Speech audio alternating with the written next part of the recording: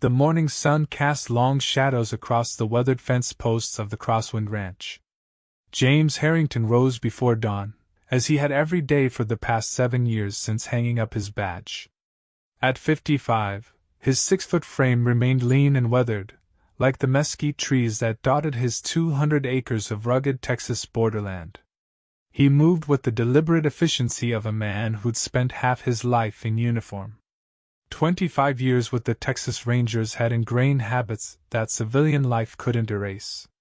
Even now, as he poured his first cup of coffee, his eyes scanned the horizon through the kitchen window, an automatic security check disguised as a casual glance at the sunrise. 15 miles from the Mexican border, the Crosswind wasn't much compared to the corporate ranches that dominated the region. 100 head of cattle, a modest single-story house, 2 outbuildings, and a perimeter that took 2 hours to patrol on horseback. But it was his, paid for with a career of service that had cost him more than most people would ever understand. James set his coffee down and reached for the worn Stetson hanging by the door. The tan hat bore the marks of years in the field, a silent testament to operations that would never make official reports. He adjusted it with practiced precision, the brim angled to shield his eyes from both sun and observation. Just another day, he muttered to himself, a ritual that acknowledged the tension between the peaceful life he'd sought and the vigilance he couldn't abandon. The ranch truck coughed to life, its engine rumbling across the quiet morning. James drove slowly along the property line, his seemingly casual patrol concealing a meticulous security sweep. The custom modifications to the truck weren't visible to casual observers: reinforced undercarriage, bulletproof glass, hidden compartments. Precautions, not paranoia, he'd tell himself. As he drove, memories surfaced of the operations that had defined his career. James hadn't been just any ranger. He'd specialized in counter-narcotics, with a particular focus on cartel interdiction. 7 joint task forces over 2 decades had made him a ghost story among certain circles south of the border. The last operation, the one that had finally pushed him toward retirement, had dismantled the leadership structure of the Los Diablos cartel in 3 states. That had been 7 years ago. Before cancer took Elizabeth after 30 years of marriage. Before their son Michael had enlisted, carrying forward a family tradition of service while simultaneously distancing himself from his father's shadow. A flash of movement caught his eye, one of the barn cats darting across the gravel. James' hand had instinctively moved to his hip before his brain processed the information. The Colt 1911 at his waist was a constant companion, open carry being both practical for ranch work and a visible deterrent. What wasn't visible was the backup piece strapped to his ankle, or the shotgun mounted beneath the truck's dashboard. By mid-morning, James pulled up to the community center in Valverde, the small town 20 miles north of his property. Every Tuesday and Thursday, he volunteered with the youth mentorship program, working with teenagers teetering between trouble and purpose. Most were the children of Border Patrol agents, ranch hands, or service workers from the highway businesses that constituted the local economy. "Morning, Ranger," called Sheriff Garcia, using the title that never quite faded despite the retirement. Ramon Garcia had been a junior deputy when James first came to the county, and now wore the sheriff's star with the same quiet authority he'd learned from his mentor. "Sheriff."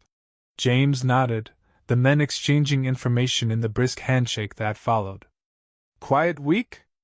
"Mostly," Garcia replied, but the slight tightening around his eyes told James otherwise. "Might stop by the ranch later, if you're around." "Door's always open," James said, understanding the subtext. Something was happening that couldn't be discussed in public. Inside the community center, 6 teenagers waited around a table littered with topographical maps. James had started the Wilderness Skills program 3 years ago, teaching navigation, survival techniques, and tracking. Skills for hunting and camping, ostensibly. The same skills that had once made him one of the most effective field operatives against cartel smuggling routes. "Mr. H," greeted Elena Rodriguez, the sheriff's 16-year-old niece and the most promising student in the group. "We were just betting on whether you'd show up in that ancient truck or on horseback today." James smiled, a rare expression that softened the weathered lines of his face. "The truck has air conditioning, Elena. Not all of us are trying to prove something in 100-degree heat." For the next 2 hours, James guided the teens through reading terrain features and calculating distances.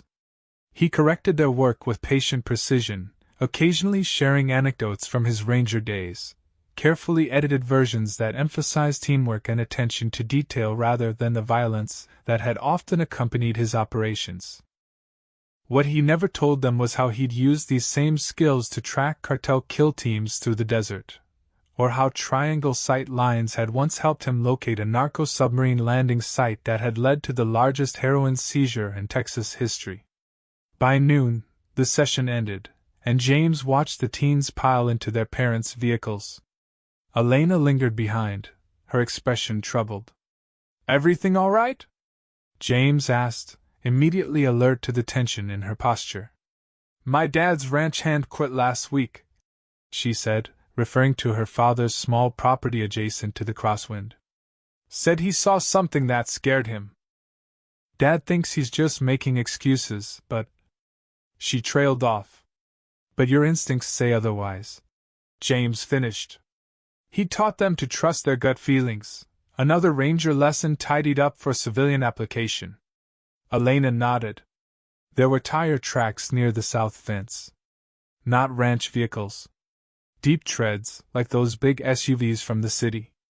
James felt a familiar tightness in his chest, the alertness that preceded action during his service years. "I'll take a look," he promised, his tone casual even as his mind began calculating sight lines and approach vectors for the shared property boundary. On the drive back to the ranch, James took the long route, circling past the Rodriguez property. Nothing seemed immediately amiss, but he noted the absence of movement, no workers visible in the fields, no equipment running. Unusual for planting season. Back at the crosswind, James parked behind the house and entered through the back door, a habit that kept his movements unpredictable. Inside, he moved directly to what appeared to be a pantry but swung open to reveal his secure room. 3 monitors displayed feeds from cameras discreetly positioned around the property. A gun safe occupied one wall, while topographical maps and satellite images covered another. James had installed this room in the first month after purchasing the ranch. Elizabeth had called it his decompression chamber, understanding that transitioning to civilian life would require accommodations for the vigilance that had kept him alive through decades of high-risk operations. He scanned the camera feeds, noting nothing unusual, then turned to his secure laptop. A separate browser connected to databases that most retired officers couldn't access, maintained through relationships with former colleagues who understood that some men never truly leave the job behind. The encrypted message waiting from his contact in Border Patrol confirmed what Elena's observation had suggested. Increased movement across the border, new players moving into established territories, unusual patterns in the past 3 weeks. This wasn't the random ebb and flow of cartel business. This was coordinated, purposeful movement. And the concentration of activity 15 miles south of his location wasn't coincidence. James closed the laptop and moved to the window, scanning the horizon with practiced eyes. To anyone watching, he would appear to be a rancher assessing weather conditions, perhaps planning the next day's work. Behind that casual stance, his mind was processing tactical scenarios, cataloging resources, and calculating response times. The wall phone rang, a landline maintained because cell service remained spotty in the remote area. Few people had the number. "Harrington," he answered, voice neutral. "It's Garcia.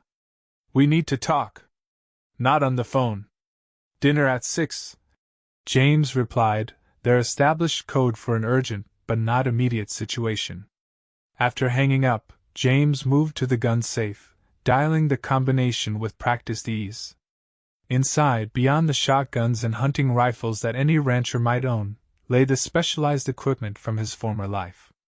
The custom M4 carbine with advanced optics. The compact MP5 for close quarters. The Barrett sniper rifle for situations requiring standoff distance. He hadn't touched these weapons in 13 months, since the last time cartel activity had spiked in the region. That situation had resolved without intervention when federal agents had arrested key players in a Houston sting operation. James suspected this time would be different. As the afternoon heat intensified, he walked his property, the mundane chores of ranch maintenance providing cover for a comprehensive security assessment. The cattle water tanks needed cleaning, which allowed him to check the hidden camera overlooking the south approach. Fence maintenance on the eastern boundary gave reason to verify that the motion sensors remained operational. By late afternoon, James had confirmed that his security measures were intact while completing actual ranch work. The dual purpose of his activities wasn't paranoia. It was the discipline that had kept him effective during his ranger years. Operational security integrated into daily life. At his woodworking shop in the larger outbuilding, James spent an hour on his latest project, a hand-carved chess set he'd been crafting for Michael. His son hadn't spoken to him in 18 months, not since their argument after Elizabeth's funeral. The chess set was an olive branch, a recognition of the strategic mind his son had inherited, if not his father's chosen application of those skills. James ran his thumb over the knight piece he'd just completed, remembering teaching 7-year-old Michael to play. "The knight moves differently than all the other pieces," he'd explained. "It can jump over obstacles. Sometimes the indirect approach is the most effective." It had been a lesson about chess then. It became a philosophy that defined James' most successful operations years later. The knight piece, the specialized operator who could navigate where others couldn't, approaching from unexpected angles. At precisely 5:30, James secured the workshop and returned to the house to prepare a simple dinner. Sheriff Garcia would arrive hungry, he always did, and conversations went smoother over food. James had learned that technique from Elizabeth, who'd hosted countless informal briefings disguised as dinner parties during his years of service. As he worked in the kitchen, James maintained his situational awareness, eyes regularly scanning the approaches to the house visible through the windows. The knife in his hand diced tomatoes with practiced efficiency, the same practiced precision that had once made him equally effective with less domestic implements. He set the table for two, positioning himself with clear sight lines to all entrances. The Colt remained at his hip, a constant companion even in his own home.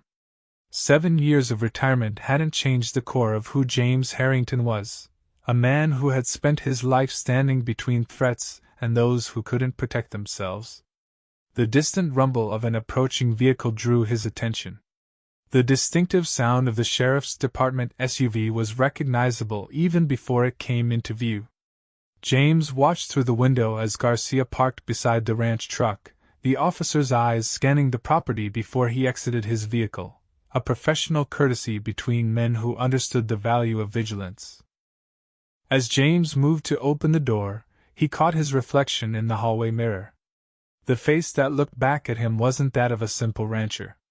The weathered lines and vigilant eyes belonged to a man who had walked the fragile boundary between civilization and chaos for most of his life. A man who recognized, despite years of attempted retirement, that some battles choose their warriors rather than the other way around. Whatever Sheriff Garcia was bringing to his doorstep, James Harrington was ready. The retired ranger might have hung up his badge, but he had never set aside his oath to protect. Some commitments transcended formal service, becoming the very foundation of a man's existence. The knock at the door was the period at the end of a sentence that had begun 25 years ago, when he first pinned on the silver star.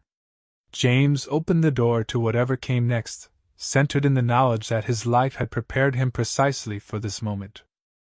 Sheriff Ramon Garcia settled into the chair across from James, his normally composed face lined with tension. They ate in silence for several minutes, the unspoken protocol of men who recognized that some conversations required proper timing. "Good chili," Garcia finally said, setting down his spoon. "Elizabeth's recipe?" James nodded. "With a few modifications. She always said I used too much cumin." Garcia smiled briefly before his expression returned to business. "There's movement along the border. Not the usual patterns. I've noticed," James replied, thinking of Elena's observations and his own security checks. Garcia reached into his jacket, producing a folded map marked with red dots. 6 incursions in the past 2 weeks. 3 abandoned vehicles. 1 dead body, coyote who apparently failed to deliver. James studied the pattern, his mind automatically calculating distances and terrain features. "They're probing. Looking for weak points in Border Patrol coverage." "That's what I thought." Garcia tapped a location less than 10 miles from the Crosswind Ranch. "Until this showed up 3 days ago." He slid a photograph across the table. The aerial shot showed a temporary camp in a ravine, 5 vehicles, approximately 12 men, what appeared to be weapons cases. "That's not a smuggling operation," James observed. "That's a staging area." "For what?" "That's the question." James rose, moving to the cabinet where he kept his field glasses. "Who took this photo?" "Border Patrol drone. Routine surveillance." Garcia hesitated. "James, they're not sharing this with my department officially. My contact sent it because of the location." James focused on the terrain features visible in the photo. "Eastern edge of the Rodriguez property. A mile from my southern fence line." "They're waiting for something," Garcia said. "Or someone." James returned to the table, his mind already calculating sight lines and approach vectors to the location in the photo. "Have you spoken with David Rodriguez about this?" "Tried to. He's in San Antonio, his mother's health. Elena's staying with cousins in town." That explained the absence of activity James had noted at the neighboring ranch. "Who else knows about this?" "Just my contact in Border Patrol. He's keeping it compartmentalized until they determine jurisdiction. These aren't ordinary cartel soldiers, James." James studied his old friend's expression. "What aren't you telling me?" Garcia exhaled slowly. "The gear, the discipline in how they've established that camp. My contact thinks they're Los Diablos." The name hung in the air between them. Los Diablos had been decimated in the joint operation that had marked the end of James's career, their leadership structure dismantled, their territories fractured and absorbed by rival organizations. "They're gone," James said flatly. "Apparently not entirely." Garcia leaned forward. "Word is that Alejandro Vega has rebuilt a faction. Smaller, more disciplined. Ex-military for muscle instead of street criminals." Vega. The name triggered a cascade of memories. An operation in Tamaulipas that had gone sideways, a firefight that had left 3 Rangers wounded and Vega's brother dead. "He was mid-level. Not leadership." "He is now." Garcia tapped the photo again. "And he's been asking questions about you. About the Crosswind." James processed this information with the cold calculation that had defined his professional life. "How long do we have? Before whatever they're staging for happens." Garcia shook his head. "Days, maybe. Chatter suggests they're waiting for something to be delivered from upriver. After that." He left the implication hanging. "I need to see it," James decided. "Ground-level verification. I figured you'd say that." Garcia produced a small flash drive. "Drone footage, satellite images, and what little intelligence has been gathered. My contact included access codes for the Border Patrol surveillance system, unofficial, of course." James pocketed the drive. "Of course." As they cleared the table, the conversation shifted to logistics, Garcia agreeing to increase patrols near the ranch without drawing attention, James outlining his reconnaissance plans. The partnership fell into familiar rhythms, despite the years since they'd officially worked together. "You should consider evacuation," Garcia said as he prepared to leave. "Until we know what we're dealing with." James shook his head. "This is my home." "It's a location, James. Not worth dying for." "Some things are." James walked his friend to the door. "I'll be in touch after I take a look." After Garcia departed, James moved directly to his secure room, inserting the flash drive into his laptop. The files confirmed what the photo had suggested: a professional operation with military precision. 12 men, heavily armed, maintaining regular security patrols around their position. The satellite imagery showed their arrival 3 days earlier, coming from the south in separate vehicles over a 4-hour window, staggered entry designed to avoid detection. James focused on the man identified as Alejandro Vega. The intervening years had hardened him, a scar now running from his left temple to his jaw, likely from the same operation that had killed his brother. James had been there, had been the one to call in the air support that had turned the tide in a situation rapidly deteriorating.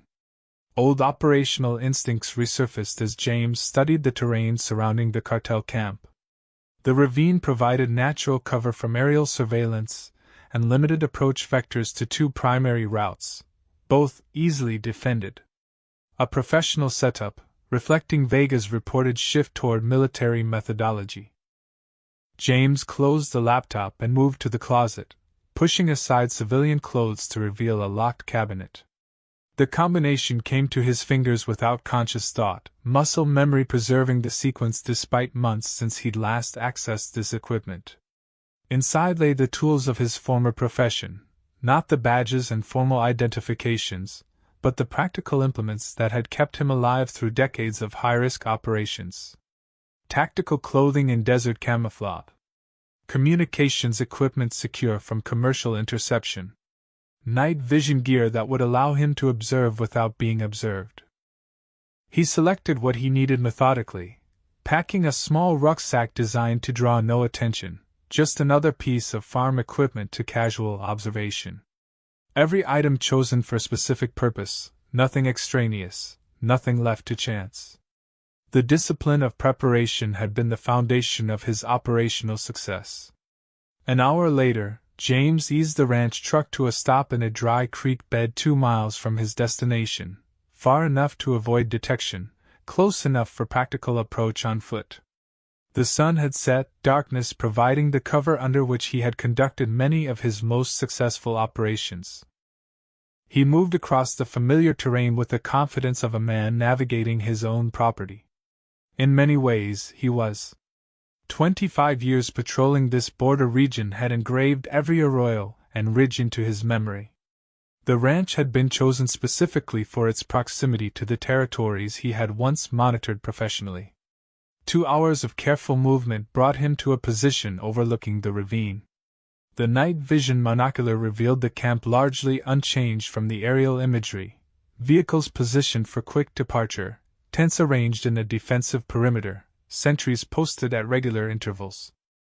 James settled in for systematic observation, the patience of a career operator allowing him to remain motionless as he documented guard rotations, cataloged weapons, and identified the command structure through patterns of deference and reporting. A flurry of activity near the center of the camp drew his attention. 4 men gathered around what appeared to be communications equipment, their body language suggesting received information of significance. Vega emerged from the largest tent, moving with the authority of command to join the group. Though too distant to hear the conversation, James could read the impact in the immediate change of activity that followed. Equipment being packed. Weapons being checked. The sentries doubling their vigilance. Something had changed. The waiting was ending. James documented these developments with the detached professionalism that had characterized his career, even as he calculated the implications for his own position. If the cartel group was mobilizing, his window for undetected withdrawal was narrowing. He began his extraction, moving with the measured care that balanced speed against detection risk. The return journey required a wider route to avoid crossing paths with what appeared to be a newly dispatched patrol from the camp, 3 men moving with military precision along the boundary of the Rodriguez property.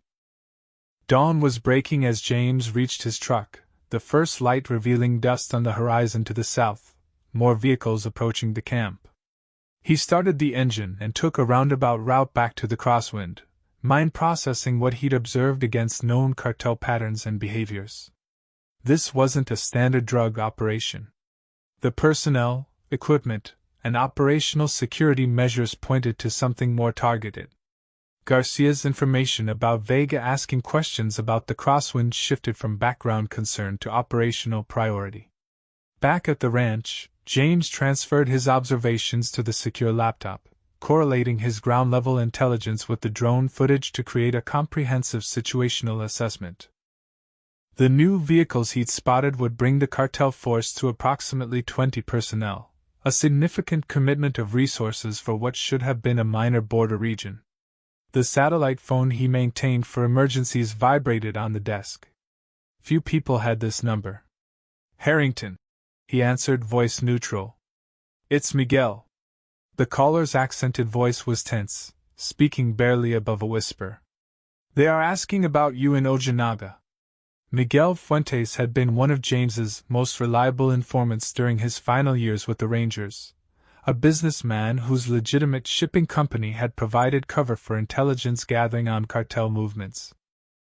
They had maintained cautious contact since James's retirement, the relationship beneficial to both. "Who's asking?" James prompted, though he suspected the answer. "Vega's people. They say he has unfinished business across the river." Miguel's voice dropped further. "They mentioned your ranch by name, amigo. Where are you now?" "My warehouse in Presidio. But I don't think I should stay." James considered the implications. If Miguel had been compromised as a former informant, his life expectancy could be measured in hours rather than days. "The fishing cabin," James decided, referring to a property registered under a shell company he'd established years earlier. "You remember the location?" "See. Go there. Now. Use the protocol." The established emergency procedure would have Miguel approaching via multiple modes of transport, ensuring he wasn't followed. "What about my family? Are they with you?" "No. Visiting my sister in El Paso. Tell them to stay there." James's mind mapped contingencies. "I'll make contact within 48 hours. After ending the call, James moved with renewed urgency. Miguel's information confirmed what the reconnaissance had suggested. This was a targeted operation, with the Crosswind Ranch as a specific objective. Vega wasn't simply expanding territory, he was pursuing a vendetta. James returned to the surveillance feeds covering his property, noting nothing immediately amiss, then began methodical preparations.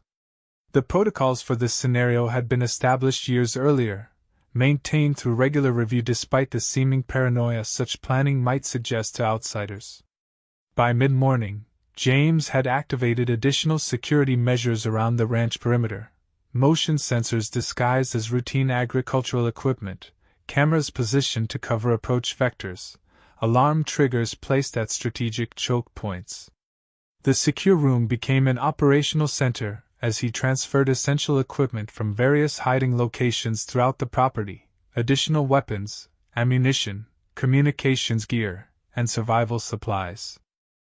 The preparations of a man who had never truly believed his war was over, merely in temporary ceasefire. The ranch truck required special attention. James replaced the standard license plates with alternates registered to a different name, verified the hidden compartments containing emergency supplies, and checked the mechanical modifications that gave the ordinary-appearing vehicle extraordinary capabilities. As he worked, James maintained communication security protocols established during his Ranger service, burner phones for non-critical contact, encrypted channels for operational information, predetermined code phrases that conveyed essential data without explicit statement. A text message from Garcia arrived on the designated phone. Family picnic Sunday cancelled due to weather forecast. The simple message conveyed critical information. Border Patrol had increased activity scheduled for the weekend, potentially disrupting whatever Vega had planned. A temporary reprieve, perhaps, but not resolution. James responded with their established acknowledgement, then continued preparations. Experience had taught him that operational timelines rarely remain static. Vega might accelerate in response to the Border Patrol activity rather than delay.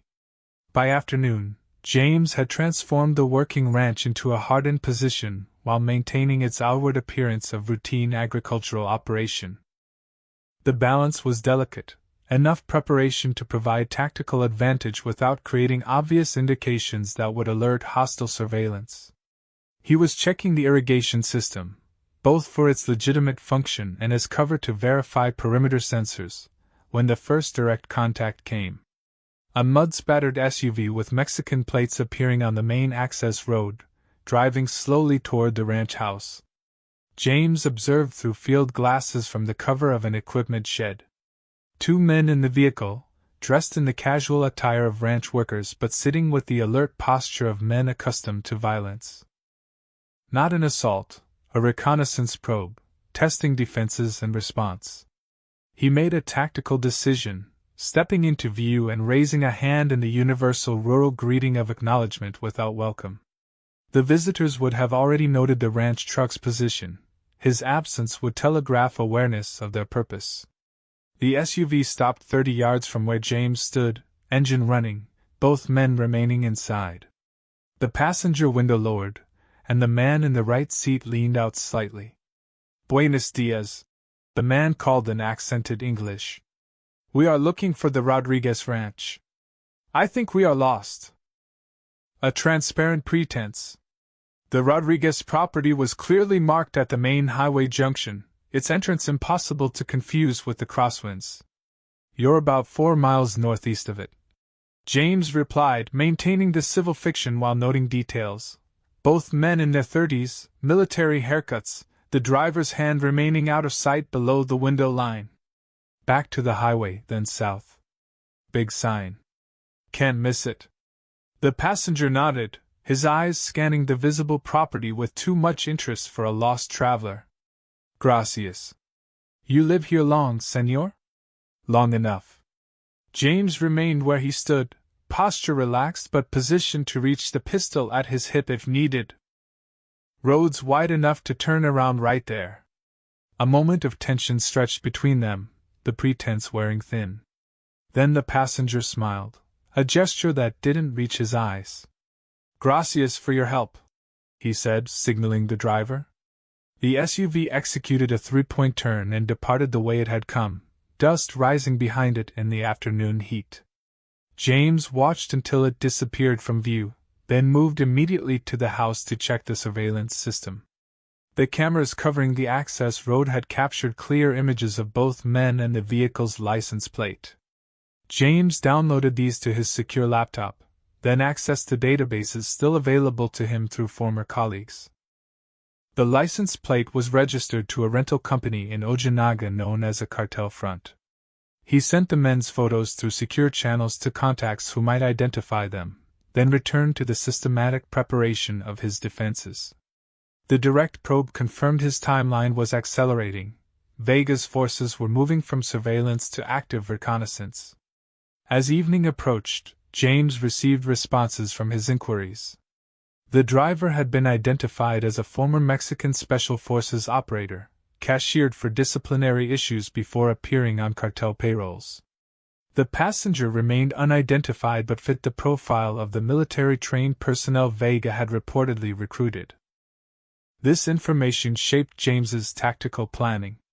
He was no longer preparing for common cartel enforcers but for trained operators with formal military background, opponents who would recognize and counter standard defensive measures. The encrypted message system on his laptop activated with a priority alert. Garcia had sent a file containing police reports from across the county, 3 break-ins at properties within 50 miles of the crosswind, each following the same pattern. No valuables taken, but evidence of systematic search, focused on home offices and personal papers. They were gathering intelligence, building target packages on local residents. The methodology was professional, reflecting the evolution of cartel operations under leadership with military background. No longer content with simple intimidation, they were preparing precision operations against specific objectives. James's satellite phone vibrated again as darkness fell. Miguel's voice came through, tense but controlled. "I'm at the cabin," he reported. "Came the long way, like you said?"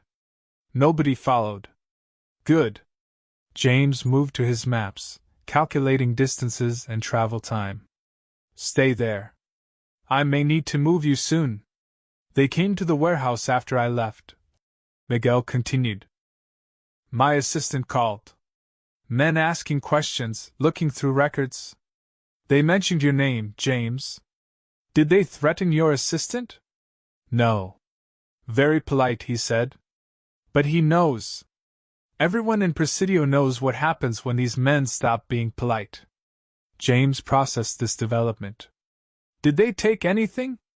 Records? Computers?" "The shipping manifests for the past year. And they asked specifically about deliveries to addresses near your ranch." This confirmed James's assessment. Vega was conducting thorough intelligence preparation before whatever operation he had planned. Professional methodology, patient execution. Far more dangerous than the brutish enforcement that characterized most cartel activities. "Rest," James instructed. "I'll contact you tomorrow with arrangements." After ending the call, James continued his preparations with renewed focus. The pieces were coming together into a clear picture. Vega had returned to settle accounts, and the Crosswind Ranch was a specific target in that reckoning. James moved to the window, scanning the darkening horizon with the practiced eyes of a man who had spent his life identifying threats before they materialized. Somewhere out there, Vega's forces were preparing to move against him. The first probing contact had been made. The intelligence gathering was underway. The encounter had begun, shifting from potential to actual, from theoretical to operational. James Harrington stood at the threshold of conflict that had been inevitable since the day he'd helped dismantle Los Diablos' leadership and killed Vega's brother in the process. 7 years of retirement had been merely a pause between chapters of the same story. As darkness settled over the Crosswind Ranch, James accepted this reality with the calm resolution of a warrior who had always known his war wasn't over, merely a temporary ceasefire that had now officially ended. James Harrington slept in 90-minute cycles that night, a combat routine established decades earlier during operations that required sustained vigilance. Each waking period included a comprehensive check of the surveillance system, maintaining the operational rhythm that had kept him alive through years of high-risk deployments. The digital display read 2:17 a.m. when the first perimeter alarm activated, a silent alert on his secure phone indicating movement along the southern boundary.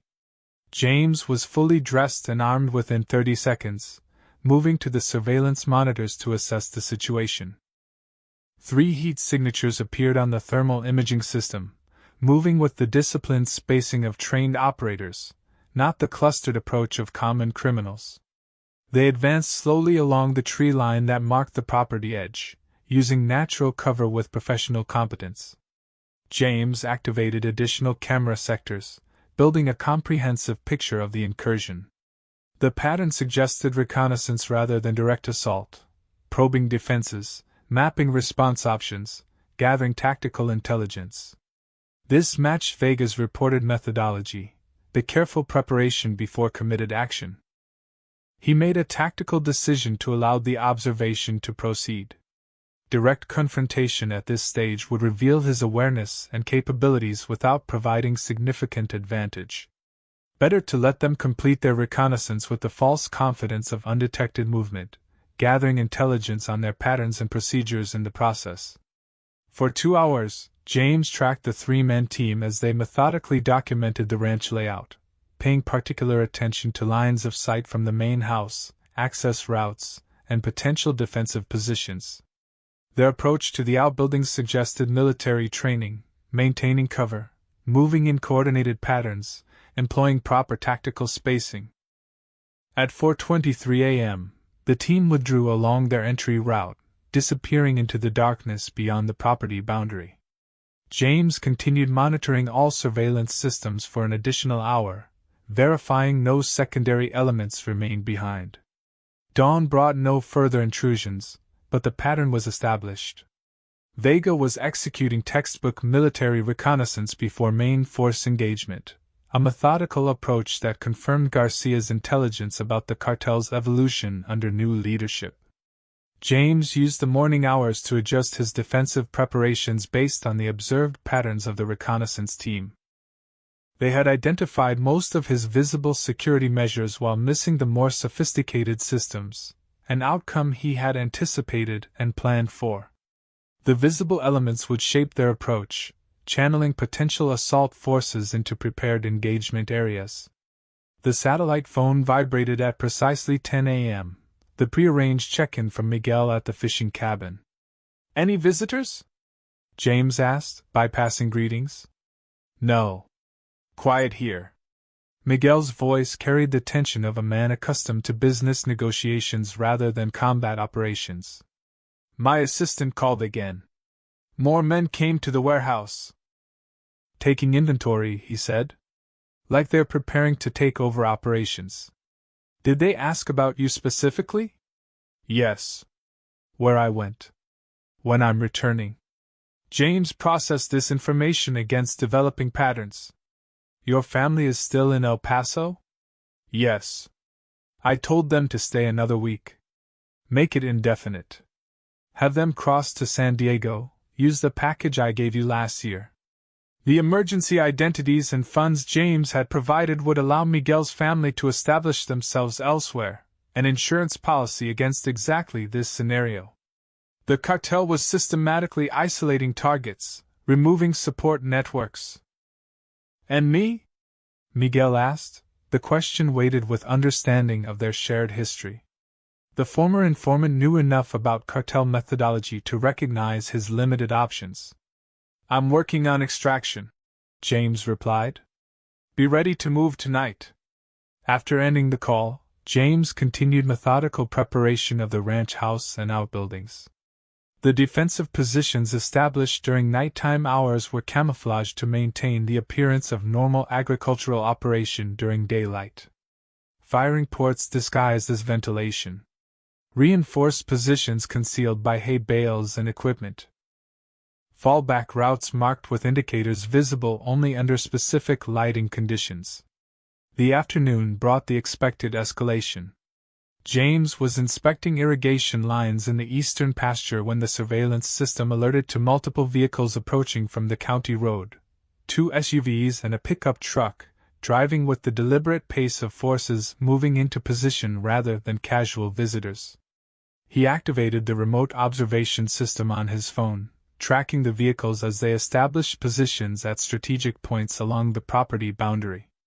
8 men deployed in a standard perimeter security pattern, establishing observation posts with clear lines of sight to the ranch buildings. Not yet an assault force, but the outer security element for whatever would follow. James completed his inspection route as though unaware of the surveillance, maintaining the appearance of routine ranch work while cataloging the cartel positions and personnel. Their deployment was professional, covering all potential escape routes, establishing interlocking fields of fire, positioning with proper use of available cover. These weren't common cartel soldiers. The positioning, equipment, and tactical discipline confirmed Garcia's intelligence about Vega's recruitment of military-trained personnel. The imminent confrontation would be against opponents with formal combat training rather than the undisciplined enforcers that characterized most cartel operations. As James returned to the main house, the ranch phone rang, the landline maintained for civilian purposes rather than his secure communications. Few people had this number, and fewer would use it under current circumstances. "Crosswind Ranch," he answered, voice neutral. "James Harrington?" A male voice, accent suggesting border region background, tone professionally conversational. "Speaking. I represent individuals interested in purchasing your property. They're prepared to make a generous offer, significantly above market value." The approach was standard cartel methodology, the appearance of legitimate business proposal preceding escalation to threats and violence when rejected. James had encountered similar tactics throughout his career. "The ranch isn't for sale," he replied, maintaining the expected dialogue while using a secondary device to record the call for voice analysis. "Perhaps we should discuss the terms before you decide. My principals are highly motivated buyers. The ranch isn't for sale at any price," James repeated, his tone final. "Good day." He ended the call, noting the time and duration for his operational log. The pattern was accelerating: reconnaissance followed by perimeter security establishment, now initial contact through assumed legitimate channels. Standard escalation protocols suggesting the main action would come within the next operational cycle. The surveillance system confirmed his assessment. Additional vehicles were arriving at the staging areas established earlier, personnel and equipment being distributed in tactical deployment rather than random distribution. The perimeter elements maintained their positions, communications equipment now clearly visible as they coordinated the expanding operation. James moved to the secure room, initiating protocols established for exactly this scenario. The primary alert went to Sheriff Garcia through encrypted channels, a simple code phrase that conveyed the essential information without explicit detail. The secondary alert activated a dead drop message system that would notify former colleagues in federal service if James failed to reset it within predetermined time intervals. With the notification protocols complete, James began final defensive preparations. The weapons cached throughout the property were confirmed ready, ammunition distributed to prepared positions, communications equipment tested. The systematic procedure of a professional preparing for combat operations, muscle memory executing patterns established through decades of service. As evening approached, James observed increased activity in the cartel positions surrounding the ranch. Additional personnel arriving, equipment being distributed, positions being reinforced. The pattern suggested main force preparation rather than immediate assault, the discipline to complete proper tactical positioning before commitment. The satellite phone vibrated with an incoming message from Garcia. "Company dinner cancelled, sending regrets." The simple phrase communicated critical information. Garcia had notified federal authorities, but immediate response was not forthcoming. James would face at least the initial phases of whatever came next without external support. This development merely confirmed his operational planning. 25 years of border operations had taught James the realities of rural law enforcement. Response times measured in hours rather than minutes, resources always stretched beyond capacity, jurisdictional complications delaying coordinated action. Darkness fell across the Crosswind Ranch, the transition from day to night operations executed with practiced efficiency. James activated the enhanced surveillance systems, thermal imaging and motion detection now providing comprehensive coverage of approach routes. The ranch buildings sat in calculated darkness, only minimal lighting maintained to preserve his night vision advantage. At precisely 10:47 p.m., the first direct action came. 3 vehicles approached from the southern boundary, high-performance engines audible in the night stillness. Not attempting stealth, a deliberate demonstration of force meant to intimidate before engagement. James observed from the reinforced position in the main house as the vehicles stopped 100 yards from the buildings. Headlights illuminated the approach to the house, creating a deliberate vulnerability for anyone attempting to move from building to vehicle, a basic tactical pressure technique. A voice called through a vehicle-mounted speaker system, the Spanish words echoing across the property. "James Harrington! Come out to discuss terms for your surrender!" James remained in position, making no response. The demand repeated, this time in English, followed by a demonstration of firepower, a short burst from automatic weapons fired into the air. Standard intimidation protocol, attempting to provoke response that would reveal defensive positions. When these tactics produced no visible reaction, the cartel forces escalated as expected. 2 teams deployed from the vehicles, moving in standard assault formation toward the outbuildings rather than the main house, a tactical decision suggesting they recognized the house as the most defensible position and sought to isolate it by securing secondary structures first. James tracked their movement through the thermal imaging system, noting their discipline in maintaining proper tactical spacing and use of available cover. The approach confirmed his assessment of their training level. These were professionals executing rehearsed operations rather than undisciplined enforcers. The first team reached the larger outbuilding that housed the workshop, establishing breach positions at the main entrance while covering elements secured the perimeter. The second team mirrored this approach at the equipment barn, demonstrating coordinated operation through simultaneous execution. James activated the first defensive measure as both teams initiated breach procedures. The remote detonation system triggered flashbang devices positioned inside both buildings, non-lethal diversionary charges that disorientated without causing structural damage that would destroy valuable intelligence on the attacking force. The coordinated detonations achieved the desired effect, disrupting the breach team's execution and forcing them into hasty defensive positions. Radio communication between the teams increased, revealing their command structure and communications protocols as they attempted to re-establish tactical cohesion. James observed these developments with clinical detachment, gathering essential intelligence on his opponents while maintaining his positional advantage. The cartel forces had revealed their tactical proficiency, unit cohesion, and initial response to unexpected resistance, all valuable data points for the developing engagement. As the breach teams regrouped, a new vehicle approached from the eastern perimeter, larger than the initial assault vehicles, its profile suggesting armor modification.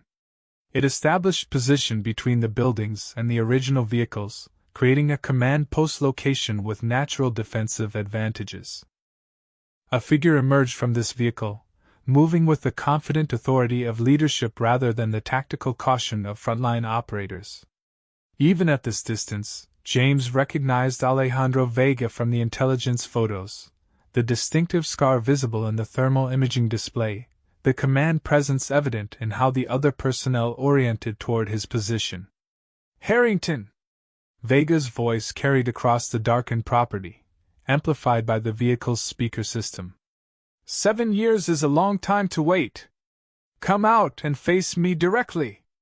The direct challenge confirmed James's assessment of Vega's motivation. This wasn't simply cartel business expansion but personal vendetta. The operation against the Crosswind Ranch wasn't about territorial control but targeted retribution for past events. James maintained tactical discipline, making no response that would compromise his position or provide targeting data for the cartel forces. Engagement would come on his terms, from positions of his choosing, when tactical advantage favored his execution. Vega waited several minutes for response, then issued orders to the breach teams.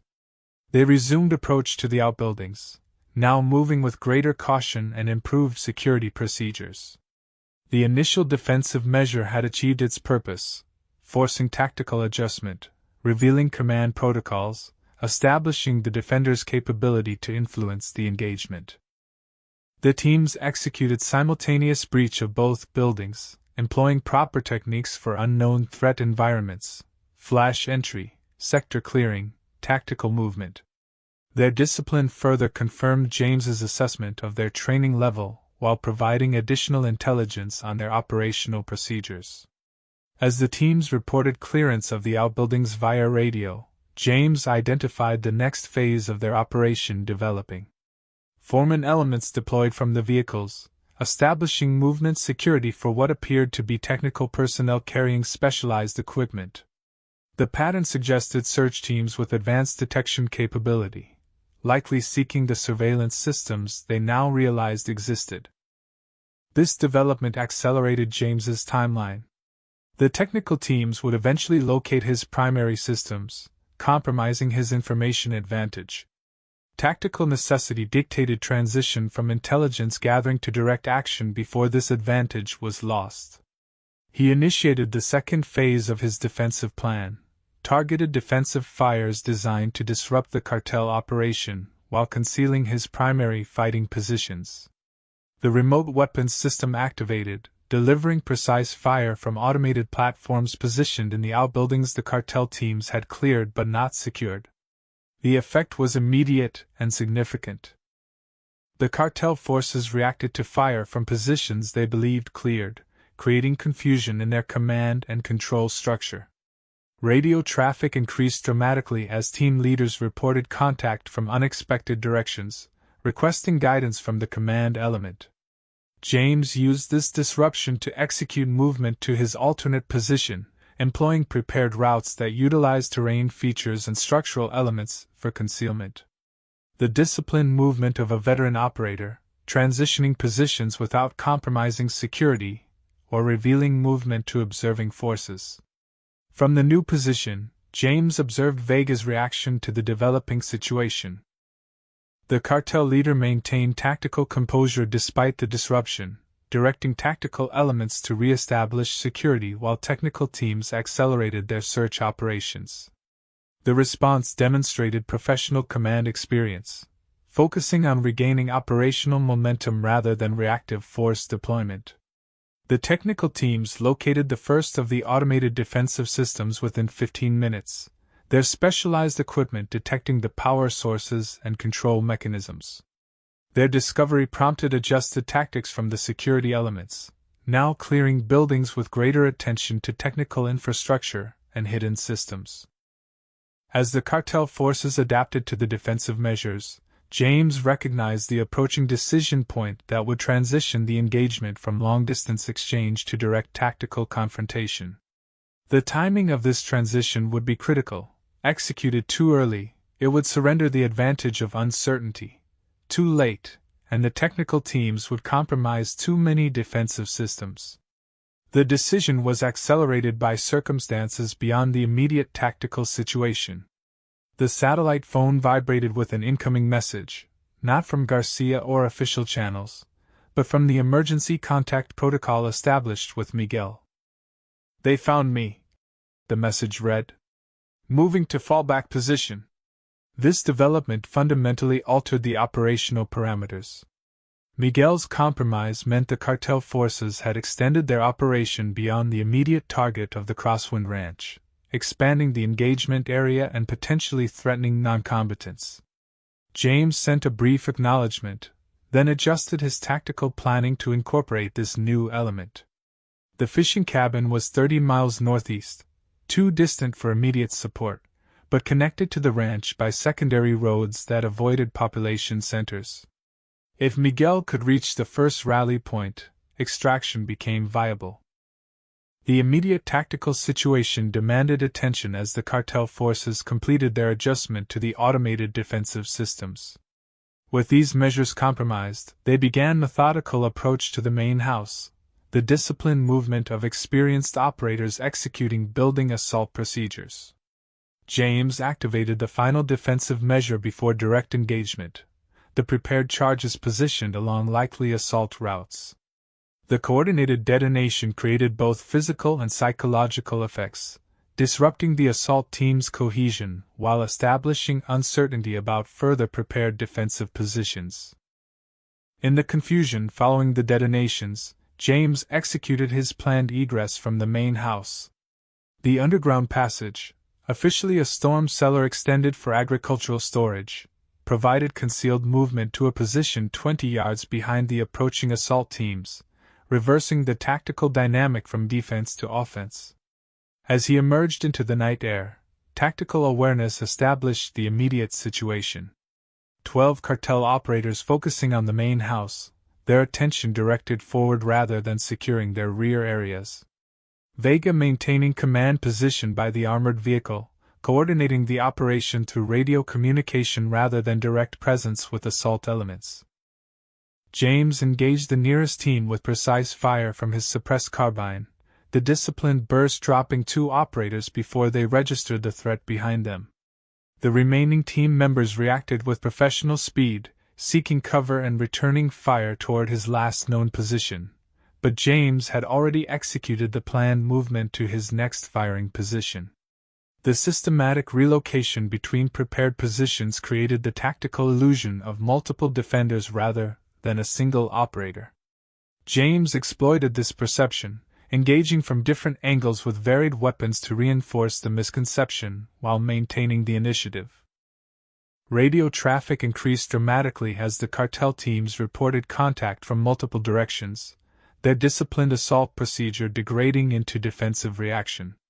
Vega's commands became more urgent, attempting to re-establish tactical cohesion through directed response rather than individual reaction. In the midst of this tactical exchange, James's secure phone vibrated with Miguel's status update. At Rally Point 1. Vehicle disabled. Pursued. The message compressed the operational timeline. The cartel forces at the ranch were one element of a coordinated operation targeting multiple objectives. Miguel's compromise suggested additional teams operating in the broader area, expanding the engagement beyond the immediate tactical situation. James made the operational decision to transition from direct defense of the ranch to mobile engagement. The prepared extraction plan provided routes that avoided established cartel positions while allowing for potential link-up with Miguel at rally points established years earlier as contingency measures. He executed the transition with tactical discipline, employing prepared diversionary measures to cover his movement to the concealed vehicle position. The reinforced ATV, officially maintained for ranch operations in difficult terrain, provided off-road capability that would allow movement outside predicted pursuit routes. As James initiated movement away from the immediate engagement area, Vega appeared to recognize the changing tactical dynamic. Radio traffic indicated repositioning of cartel elements to establish blocking positions along likely departure routes, a professional response suggesting familiarity with counter-pursuit operations. The evolving situation triggered memories of similar operations during James's Ranger service, specifically, a joint task force mission in Coahuila that had targeted a Los Diablos staging area. The operation had devolved into extended pursuit across challenging terrain, the cartel forces demonstrating unexpected tactical discipline in maintaining contact through difficult movement conditions. That operation had ultimately succeeded through superior night operations capability and communications discipline, advantages James maintained in the current situation through equipment prepared for exactly this scenario. The night vision systems, communications security protocols, and terrain familiarity provided operational edges that would counter the cartel's numerical advantage. As the ATV moved along the prepared route, James maintained situational awareness through periodic observation halts, discipline that sacrificed immediate distance for superior intelligence on pursuit elements. The pattern confirmed his assessment. Vega had deployed mobile teams and predicted pursuit vectors while maintaining main force presence at the ranch. The satellite phone vibrated with an update from Miguel. Still at Rally Point 1. Hear vehicles approaching. James calculated time-distance factors against known cartel positions. Miguel's situation was deteriorating rapidly, the window for successful extraction narrowing with each passing minute. The operational decision required balancing immediate tactical advantage against broader mission requirements, the professional calculation of risk against necessity. The decision crystallized through years of operational experience. James adjusted his route toward Rally Point 1, employing terrain features and prepared alternatives to maintain movement security while closing distance to Miguel's position. The disciplined execution of contingency planning established long before the current crisis materialized. 30 minutes of controlled movement brought James within observation range of Rally Point 1, an abandoned hunting blind position to provide multiple approach and departure routes.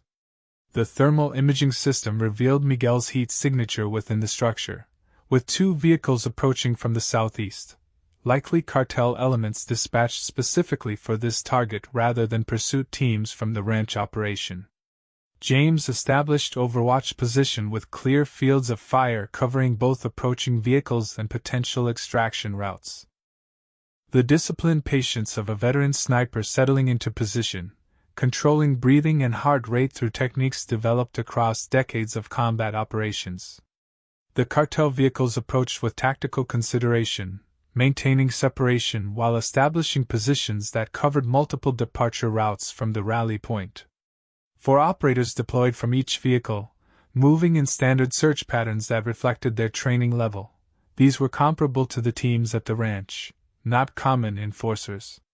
James waited until the search elements committed to their approach before engaging.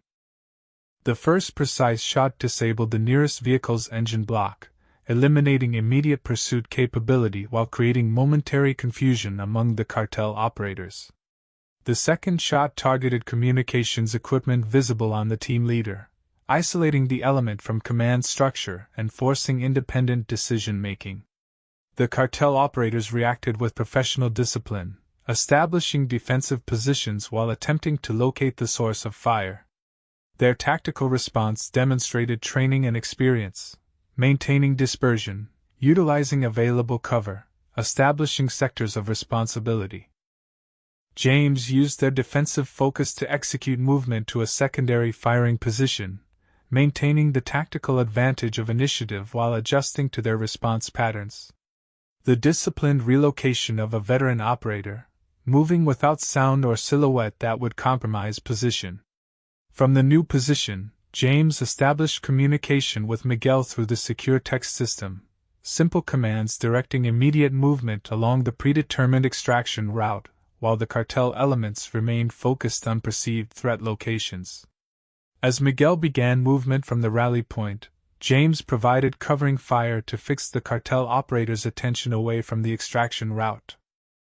Disciplined shot selection targeted non-personnel objectives, remaining vehicle systems, exposed equipment, identified communications gear. The tactical purpose was disruption and distraction rather than personnel engagement, creating the operational space for successful extraction while preserving ethical constraints. Miguel moved with surprising discipline for a civilian, following the practice route without deviation despite the ongoing exchange of fire. His progress confirmed James's assessment. The preparation and rehearsal conducted years earlier as emergency procedures had established sufficient operational competence for basic execution under stress. As Miguel reached the designated link-up point, James disengaged from the covering position through prepared withdrawal routes. The disciplined break of contact executed with professional attention to security and concealment, leaving no indicators of movement direction or immediate intention. The reunion at the secondary extraction point was brief and operational. Miguel's face showed the strain of civilian encountering combat reality, but his composed execution of practice procedures demonstrated the value of preparation. "They came to the cabin 2 hours after I arrived," he reported as James checked him for injuries. "Professional search pattern, not random arrival." "How many?" James continued the equipment transfer to the reinforced ATV, maintaining operational focus despite the reunion. 4 men. Military types, not street criminals. They knew exactly what they were looking for. This information confirmed James's assessment of the operation's scope and coordination. Vega had deployed multiple teams across extended geography, targeting specific objectives with professional resources rather than opportunistic enforcement. With Miguel secured on the ATV, James initiated movement toward the second rally point, a location 30 miles northeast that offered both defensive position for temporary security and communications capability for external contact. The planned route utilized terrain features and prepared alternatives to minimize detection risk while maximizing movement efficiency. As they departed the immediate area, James maintained tactical awareness through periodic security halts. The pattern suggested successful break of contact, no immediate pursuit indicators, no communications signatures suggesting coordinated search operations. The professional disengagement had created operational space for the next phase. Miguel maintained silence during the movement, following operational security protocols established during his years as an informant. Only when they reached the designated rest position did he speak again, his voice tight with controlled tension. "This is personal for Vega, isn't it? Not just cartel business." James conducted perimeter security before responding, the disciplined procedure of a veteran operator even in momentary halt positions. "Yes. It's vendetta, not territory." "Because of his brother?" "Because of his brother, his damaged reputation, and 7 years nursing grievance." James checked the satellite phone for updates from Garcia. Vega rebuilt his operation specifically for this, recruited the personnel, established the intelligence capability, prepared the operational plan. All to come after one retired ranger? To come after everyone who damaged Los Diablos 7 years ago. James's tactical assessment expanded beyond the immediate situation. The ranch is one objective. You're another. There will be others, former team members, informants, federal agents who participated in the joint task force. Miguel processed this information with growing concern. A coordinated revenge operation against multiple targets? Precisely planned, professionally executed, personally motivated. James completed the security check, confirming no immediate threats. The most dangerous combination in our line of work. The operational reality settled between them as night deepened around their position. What had begun as precautionary security measures at the Crosswind Ranch had expanded into multi-objective engagement against a professional adversary with extensive resources and personal motivation, a tactical situation that would test even James's extensive operational experience. The second rally point was a natural rock formation 20 miles northwest of the fishing cabin, selected years earlier for its defensive characteristics and communication capabilities. As James guided the ATV through the darkness, Miguel maintained vigilant watch over their back trail, the former informant demonstrating surprising tactical discipline despite his civilian background. "No signs of pursuit," Miguel reported during their third security halt. "But there's increased radio traffic.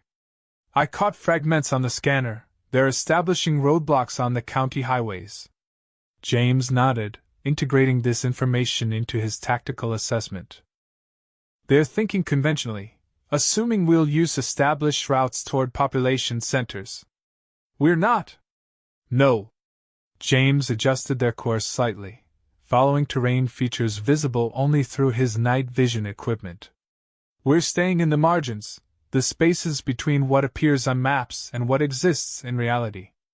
This operating principle had defined James's most successful operations during his Ranger service, exploiting the gaps in adversary awareness, moving through territories considered impassable or irrelevant, appearing where tactical doctrine suggested impossible. The approach required intimate familiarity with terrain and environmental conditions that couldn't be gained through satellite imagery or map study. They reached the rally point as first light began to illuminate the eastern horizon. The formation provided natural concealment from ground observation while offering elevated position for both defense and communication. James established security while Miguel collapsed against the rocks, the civilians' endurance reaching its limits after the extended movement under tactical conditions. "Rest," James instructed, providing water and energy supplements from the prepared kit. 15 minutes, then we move again." While Miguel recovered, James established communication through the encrypted satellite system. The first message went to Garcia, providing location and status update without revealing future intentions, operational security requiring compartmentalization even with trusted contacts. The sheriff's response came 8 minutes later. Federal response initiated. ETA uncertain. Cartel activity expanded to multiple locations. Maintaining distance per protocol. The message confirmed James's assessment. The engagement had escalated beyond local resources, triggering federal jurisdiction, but effective response remained hours away at minimum. Tactical necessity required continued self-reliance rather than expectation of imminent support. The second message went to a secured address maintained through former colleagues in federal service. The brief text contained encoded information that would activate contingency measures established years earlier, resources prepared for scenarios exactly like the current situation. James conducted systematic equipment check while awaiting response, confirming operational status of weapons, communications gear, and tactical support systems. The discipline procedure revealed ammunition expenditure higher than optimal. Tactical adjustment would be required for subsequent engagements. Miguel watched this process with the appreciation of someone witnessing professional expertise beyond their personal experience. "You anticipated something like this, didn't you? All these years. Contingency planning isn't paranoia," James replied, completing his inspection. "It's professional responsibility. For a retired ranger? There's no such thing." James checked the secure phone as it vibrated with incoming message. "Not really. The badge comes off, but the obligation remains." The response from his federal contact was brief but significant. "Assets activated. Transmit location for supply drop. Authorization code Sierra 9 Delta." This development improved their operational position substantially. The authorization code confirmed availability of specific resources that would extend their capability for independent action, essential given the expanding scope of Vega's operation and uncertain timeline for official response. James transmitted the required coordinates, then turned to tactical planning for the immediate future. The satellite system provided access to real-time weather data, surveillance feeds, and communication monitoring that expanded situational awareness beyond direct observation.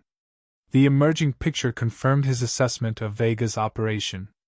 Cartel forces had established position at the Crosswind Ranch, converting the property into forward operating base rather than simply destroying it, suggesting extended operational timeline rather than single objective mission. Additional elements maintained roadblocks on primary transportation routes, while search teams operated in expanding pattern from known target locations. "Professional methodology," James observed, integrating this information into tactical planning. "Using terrain compartmentalization to isolate search areas, dedicating appropriate resources to each sector, maintaining communication between elements." Miguel studied the displayed information with growing concern. "This isn't just about you, is it? The scale is too large. It's about everyone involved in the Tamaulipas operation." James confirmed, the pieces assembling into comprehensive pattern. "Vega's rebuilding his reputation through systematic elimination of everyone who damaged Los Diablos 7 years ago." The operation that had effectively ended James's official career had targeted the Los Diablos leadership during a rare gathering in Tamaulipas. The Joint Task Force, Rangers, DA, and Mexican Federal Police had disrupted the meeting with precision air support after ground teams identified the location. The resulting engagement had killed 17 cartel members, including Vega's brother and 3 senior lieutenants. "He's doing this across multiple states, isn't he?" Miguel asked, recognizing the implications. "Similar operations targeting other team members." "Likely," James acknowledged, tactical assessment expanding beyond immediate engagement. "Which means federal response will be distributed rather than concentrated here." The satellite phone vibrated with update from Garcia. "Incident reported at David Morrison's ranch in New Mexico. Same pattern as Crosswind." Morrison had been tactical team leader during the Tamaulipas operation, the ranger who had coordinated the air support that killed Vega's brother. The parallel targeting confirmed James's assessment of the operation's scope and motivation. Tactical necessity dictated movement from their current position. The supply drop would require different location, one offering both security during delivery and defensible position if compromise occurred. James had designated multiple such locations during contingency planning, prioritizing natural terrain features that provided tactical advantage while appearing unremarkable to conventional observation. As they prepared to move, Miguel raised the essential question. What's the objective now? Escape? Counterattack? Neither, James replied, securing equipment for movement. We're going to disrupt Vega's command and control structure, fragment his operational elements, and create the conditions for federal forces to isolate and neutralize individual components. How? Miguel asked, recognizing the ambition of this approach given their limited resources. By exploiting what he doesn't expect. James initiated movement toward the designated supply drop location. Vegas built his operation on military principles, hierarchical command, coordinated elements, systematic execution. That creates specific vulnerabilities if you understand the structure. The 15-mile movement to the supply drop location required 3 hours, slower than optimal due to increased cartel activity across the operational area. James employed indirect routes and multiple security halts, prioritizing movement security over immediacy. The disciplined patience of veteran reconnaissance, accepting tactical delay to preserve strategic advantage. They reached the designated location, a dry river wash offering concealed approach and natural defensive position, 90 minutes before the scheduled drop. James established security while Miguel monitored communications, the former informant demonstrating growing proficiency with the specialized equipment. Their search pattern is expanding, Miguel reported, interpreting the monitored radio traffic. They found the fishing cabin, established your original evacuation route, and are projecting likely movement corridors. James nodded, integrating this information into tactical assessment. Professional intelligence analysis. They're building a prediction model based on known data points. Will it work? It would against most targets. James acknowledged. Standard evasion follows predictable patterns, movement toward population centers, use of established transportation routes, seeking familiar territory. But not you. No. James continued systematic preparation of the drop zone, establishing backup positions and emergency extraction routes. That analytical model assumes conventional response to pursuit pressure. We're operating on different principles. The principles that had guided James's most successful operations during his service years: lateral movement instead of linear retreat, engagement at unexpected locations rather than defensive reaction, initiative rather than response. Tactics that appeared irrational to conventional analysis but created decisive advantage when executed with precision. The satellite phone vibrated with confirmation of the inbound supply drop. 20 minutes to arrival, standard delivery protocol. James verified final position preparations, then provided Miguel with specific instructions for the operation. Low altitude drop, minimal aircraft presence, he explained, positioning the former informant for optimal observation. The package will deploy ballistic parachute 300 feet above ground level, terminal guidance to designated coordinates. Aircraft will maintain altitude and course as though conducting regular patrol. Miguel nodded, appreciating the operational sophistication behind such arrangements. Your former colleagues maintain interesting capabilities. Some obligations transcend retirement, James replied, moving to observation position with line of sight to the approaching aircraft's likely vector. The delivery executed with professional precision. The aircraft, appearing to casual observation as routine border patrol, maintained course and altitude while the supply package deployed at the exact coordinates. The ballistic parachute system controlled descent rate and position, delivering the reinforced container within 15 meters of the designated point. James secured the drop zone while Miguel retrieved the container, the practiced execution of rehearsed procedures. The package contained critical resources, specialized ammunition, communications equipment, advanced tactical systems, and operational intelligence specifically relevant to their situation. Most significant was the included tablet with secured connection to federal databases. The system provided access to real-time intelligence on cartel movements, communication intercepts, and operational assessments from agencies tracking Vega's broader operation. The information confirmed James's analysis. Simultaneous attacks against multiple targets across 3 states, all connected to the Tamaulipas operation. They've hit 7 targets in 36 hours, James observed, integrating this intelligence into tactical planning. Former Rangers, federal agents, key witnesses from the prosecution. Morrison's holding position in New Mexico, Delgado's missing after contact in Arizona, Richardson's under protection in El Paso. What's their overall strategy?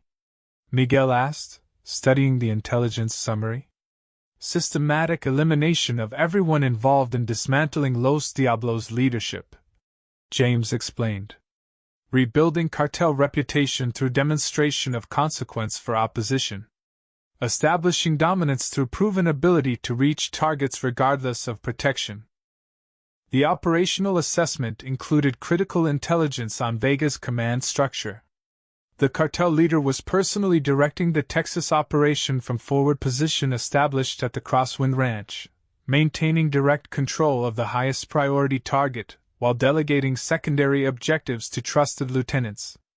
This information provided tactical opportunity.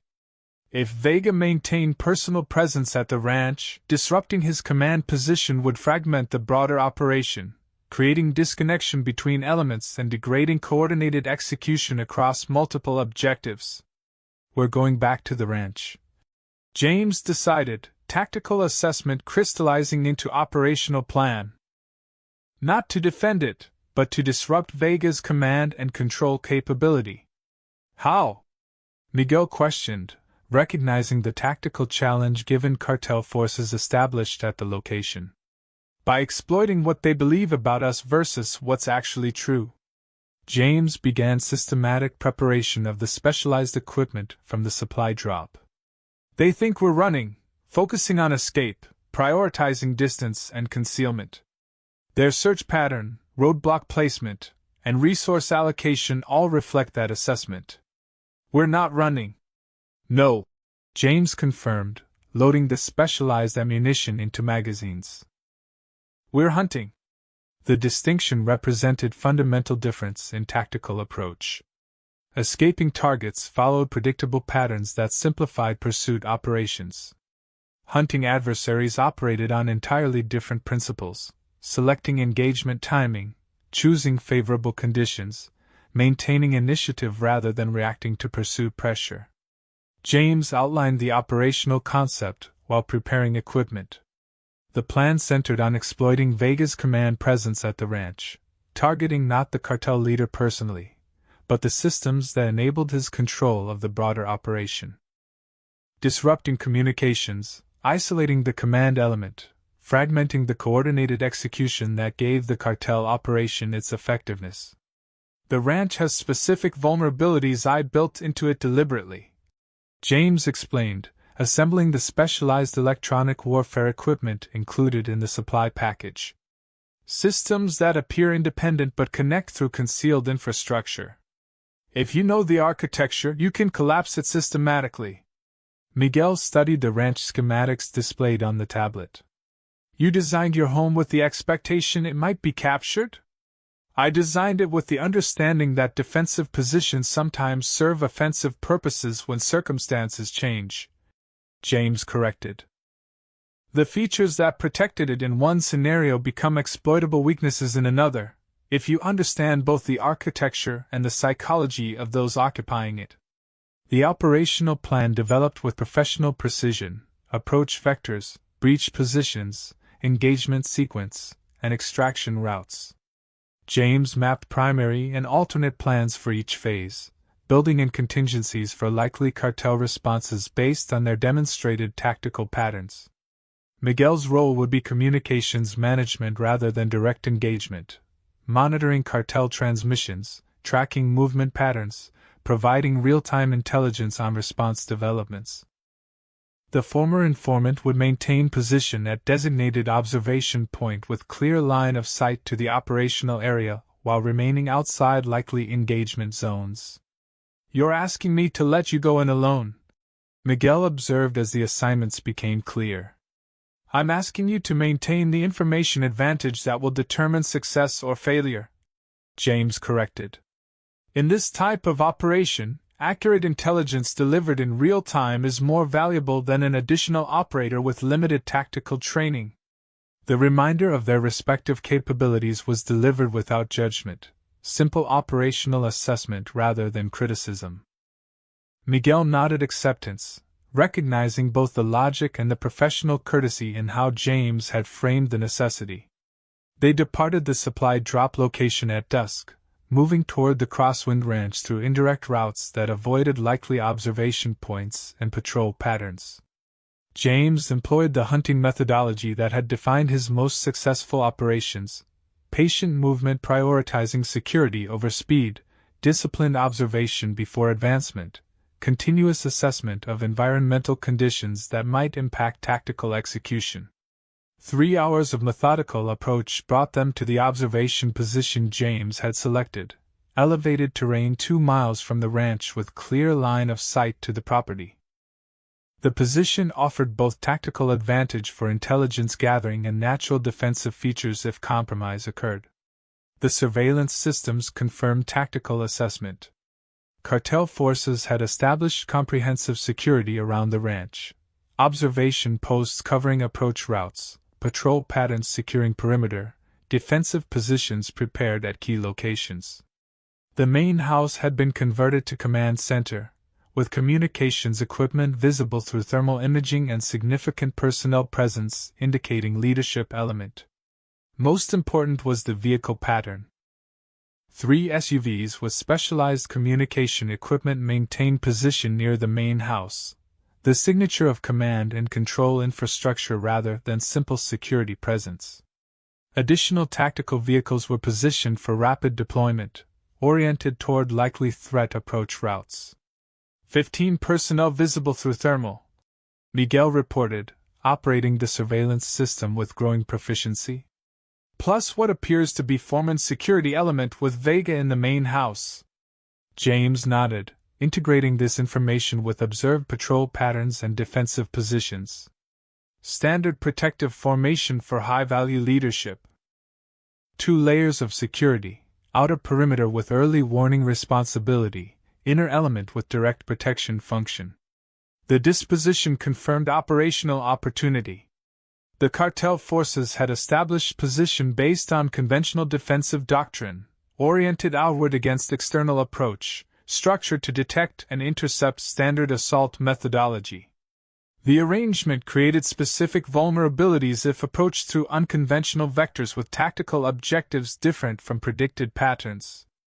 James outlined final operational sequence to Miguel, confirming communication protocols and contingency procedures. The plan targeted the command and control infrastructure rather than personnel concentration, the communications equipment, power systems, and technical support elements that enabled Vega's coordination of the broader operation.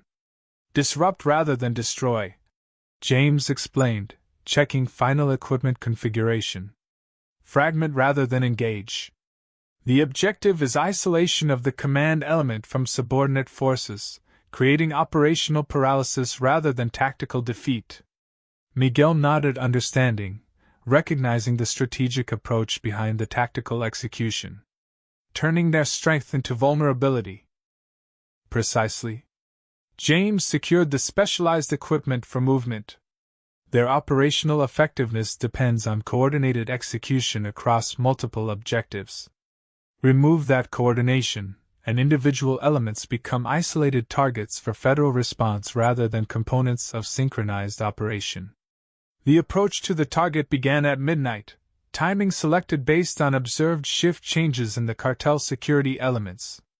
James moved with the disciplined silence of veteran operator, utilizing terrain features and environmental conditions to mask movement, while maintaining awareness of security positions through thermal imaging. Miguel maintained overwatch from the observation post, monitoring both James's progress and cartel activities through the surveillance systems. The former informant provided regular updates through the secured communication system, patrol movements, personnel rotations, any indications of awareness or alert status change. 2 hours of methodical movement brought James to the first objective, the power distribution system that supplied the ranch's electrical infrastructure. The cartel forces had maintained the generators and primary systems to support their command operations, creating the specific vulnerability the plan would exploit. James placed the first specialized device against the main junction box, the shaped charge designed to disable electrical systems without catastrophic destruction that would trigger immediate response. The precision engineering allowed surgical impact rather than generalized damage, disrupting function while maintaining appearance of unplanned failure rather than deliberate attack. First package placed, he reported through the secured communications system. Moving to communications node. Miguel acknowledged, then provided updated security information. Patrol approaching southern perimeter, standard movement pattern, no indication of alert status. James held position until the patrol passed, then resumed movement toward the second objective. The communications array established by cartel forces included both standard radio systems and more sophisticated equipment for coordinating the multi-state operation, satellite uplinks, digital encryption modules, and relay systems connecting distributed elements. The second specialized device was placed at the primary connection point for this array, again designed for precision effect rather than general destruction. The system would introduce calibrated interference patterns that would degrade communication quality while appearing as environmental interference rather than deliberate electronic warfare. Second package placed, James reported, initiating movement toward the third objective. Status? Rotation at command post, Miguel replied through the secured system. For personnel entering main house, likely shift change for Vega's security detail. This development required tactical adjustment. Increased movement near the command post created greater detection risk for the approach to the third objective, the vehicle staging area where the specialized command and control SUVs were positioned. James paused to reassess approach vectors, identifying alternate route that utilized maintenance structures for concealment. The disciplined adaptation of experienced operator, adjusting execution based on developing conditions rather than rigid adherence to initial plan.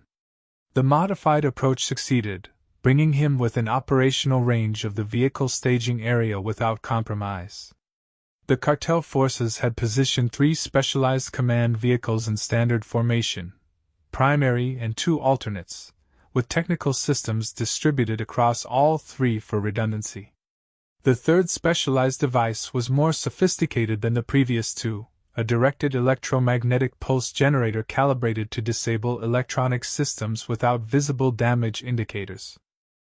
The technology would render the command vehicle's specialized equipment inoperative, while presenting as technical failure rather than attack effect. Third package placed, James reported, initiating extraction movement along predetermined route. Initiation in 3 minutes. Miguel confirmed reception, then provided critical security update. Vehicle approaching from Eastern Access Road. Not consistent with observed patrol patterns. Possible reinforcement or leadership element. This development compressed the operational timeline. Additional forces arriving during the operation could disrupt the planned sequence or compromise extraction before effects materialized. James accelerated movement while maintaining tactical discipline, balancing speed against detection risk based on experienced judgment. Initiating sequence, he reported upon reaching minimum safe distance from target effects. The specialized controller activated all 3 devices in predetermined sequence: power distribution first, communications array second, vehicle systems third. The effects materialized with professional precision. The ranch's lighting systems failed systematically rather than simultaneously, appearing as cascading technical failure rather than coordinated attack. Communications equipment lost functionality in patterns suggesting environmental interference rather than deliberate action. The command vehicles experienced system failures that presented as technical malfunction rather than external causation. From the observation post, Miguel documented the cartel response through surveillance systems. Significant movement at command post. Technical personnel attempting system restoration. Security patrols maintaining position but increasing vigilance. No indication they recognize deliberate action versus system failure. This outcome aligned with operational design, creating effects that appeared as technical failures rather than attack indicators, prompting response to system restoration rather than external threat. The approach exploited standard command and control reaction protocols, focusing attention inward toward technical systems rather than outward toward potential adversaries. James continued extraction movement, while monitoring development through Miguel's reports. The specialized equipment included in the supply drop allowed passive interception of cartel communications, providing real-time intelligence on their response and adaptation to the degrading command capability. Radio traffic increasing, Miguel reported, interpreting the intercepted communications. Regional elements requesting guidance, receiving no response from command. Vega attempting satellite communication, experiencing failure. Security patrols being redirected to establish physical message transmission. This confirmed operational success. The command element was losing connection with distributed forces, reverting to manual communication methods that would introduce critical delays in operational coordination. The synchronized execution that had made Vega's operation effective was degrading into disconnected elements operating without centralized direction. James reached extraction rally point 30 minutes after effect initiation, position selected for both defensive characteristics and clear observation of developing situation. The continuing reports from Miguel confirmed tactical assessment. Cartel forces focusing on technical restoration rather than external threat response, command capabilities degrading rather than recovering, distributed elements losing coordinated direction. Satellite intercepts indicate federal response elements converging on isolated cartel positions, Miguel reported, accessing the intelligence feed through the secured tablet. Border Patrol intercepted group at Western Roadblock. DA engaging element near Morrison's location in New Mexico. FBI establishing position outside El Paso safe house. The broader operational picture confirms strategic success. Without centralized command and control from Vega's position at the ranch, the cartel's distributed elements were being isolated and engaged individually, the coordinated operation fragmenting into separate actions that could be managed through conventional law enforcement response. Most significant was the development at the ranch itself. The arriving vehicle Miguel had observed was delivering technical specialists to address communication failures, indicating Vega's commitment to maintaining command position rather than relocating to alternate site. This operational decision reflected both professional doctrine and psychological factors, the cartel leader unwilling to abandon the position representing his personal victory over a specific adversary. They're establishing alternate power systems, Miguel reported, observing cartel activities through surveillance equipment. Attempting to restore primary communications array. Vega remains in command post with security detail. This development presented both challenge and opportunity. Vega's continued presence at the ranch created potential for definitive resolution, federal response targeting the cartel leadership directly rather than simply disrupting the operation. The challenge lay in the compressed timeline before technical restoration restored command capability. James initiated communication with federal contacts through the secured system provided in the supply drop. The tactical intelligence on Vega's position and the degraded cartel command capabilities represented critical operational information for responding forces, creating opportunity for coordinated action against the cartel leadership element. The response confirmed active federal operations against Vega's broader organization, multiple agencies targeting distributed elements across 3 states. Most significant was the communication regarding air assets being redirected toward the Crosswind Ranch location, specialized units designed for high-value target operations rather than conventional law enforcement response. Federal QRF inbound, James informed Miguel, referring to the quick reaction force deployed for high-priority operations. ETA 40 minutes. Our task is maintaining condition until they arrive. This mission transition reflected tactical evolution based on developing situation, from disruption operation to target preparation for specialized response force. The operational objective now centered on preventing Vega's escape or communication restoration before federal assets arrived for definitive action. Miguel continued monitoring cartel activities through surveillance systems, providing continuous updates on restoration efforts and security posture.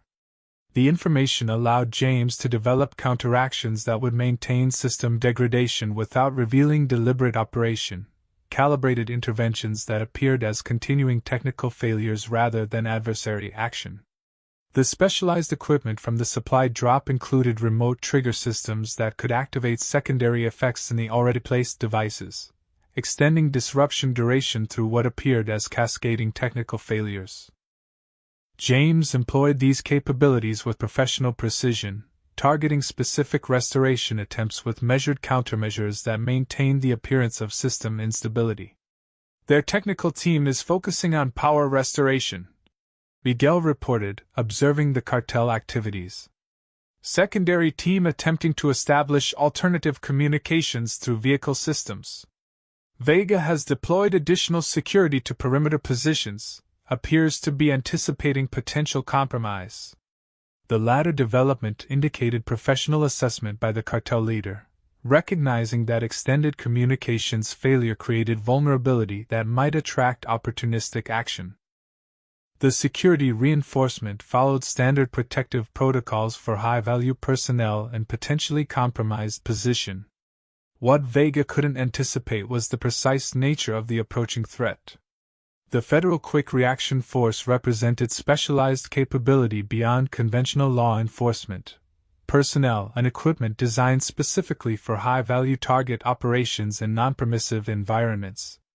Satellite shows QRF 20 minutes out, James confirmed through the secured communication system. Cartel technical status? Partial power restoration to main house, Miguel reported, monitoring the surveillance feeds. Communications remain degraded. Vehicle systems experiencing intermittent function. They've established runner system for perimeter communication, physical message transfer between positions. The situation was developing toward optimal condition for federal intervention. Cartel forces focused on technical restoration rather than external security. Command capabilities degraded but not completely eliminated. High-value target remaining in position due to combination of operational necessity and psychological factors. James initiated final preparatory actions for the QRF arrival. The specialized equipment included targeting beacons that would provide precise position data for approaching aircraft, enabling surgical operation focused on command element, while minimizing collateral engagement. Deploying markers, he reported, activating the specialized devices that would guide the inbound operation. Maintain surveillance on security positions, Miguel acknowledged, continuing to provide updates on cartel activities and disposition. The former informant had demonstrated remarkable adaptation to operational requirements throughout the engagement, transitioning from civilian function to essential support element with discipline that reflected both natural capability and the value of preparation. The atmospheric conditions changed as they maintained position, wind increasing from the northwest, bringing low cloud cover that reduced visibility while creating audio masking effect. James integrated these developments into tactical assessment, recognizing both challenges and advantages for the approaching operation. Weather degrading visual observation, Miguel reported, adjusting surveillance systems to compensate. Thermal still effective but reduced range. Cartel patrols adjusting position, moving to hardened locations due to conditions. This environmental development created tactical advantage for the inbound federal operation, reduced visibility complicating cartel security while specialized equipment would allow QRF to maintain operational effectiveness despite conditions. The weather shift that appeared as operational challenge actually enhanced probability of success for the approaching specialized unit. Multiple aircraft approaching from northeast. Miguel reported suddenly, surveillance systems detecting engine signatures before visual confirmation. Not consistent with observed patrol patterns. Low altitude, minimal illumination. That's our QRF. James confirmed, recognizing the approach methodology of specialized air assets. Maintain position and prepare for rapid developments. The federal response materialized with professional precision.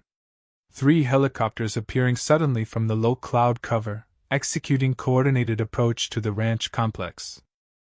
No communication broadcasts, no illumination beyond minimum required for safety, no tactical indicators before arrival. The disciplined execution of specialized unit trained for exactly this type of operation. The cartel forces reacted with initial confusion followed by rapidly escalating response. Security elements attempting to establish defensive positions, technical personnel abandoning restoration efforts for cover, command element initiating emergency protocols visible through movement patterns within the main house. The federal operation demonstrated the effectiveness of specialized capability properly employed. The lead aircraft established overwatch position with sophisticated targeting systems visible beneath its airframe.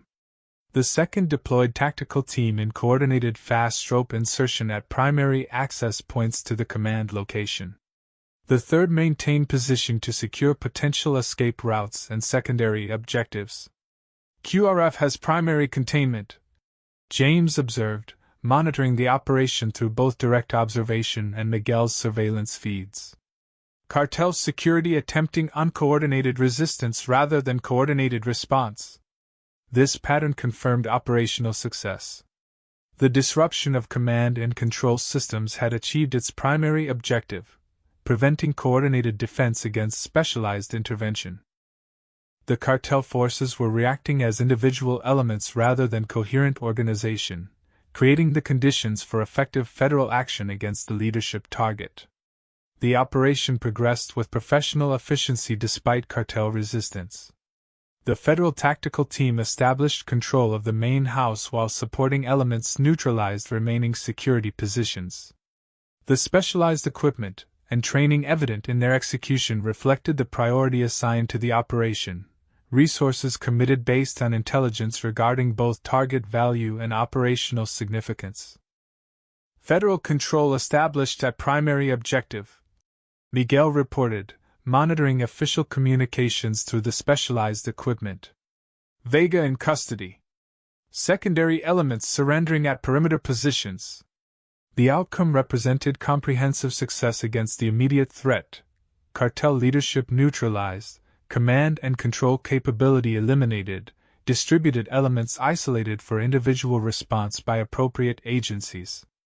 The coordinated operation that had targeted multiple objectives across 3 states had been fragmented into manageable components through precise application of specialized capability against critical vulnerability.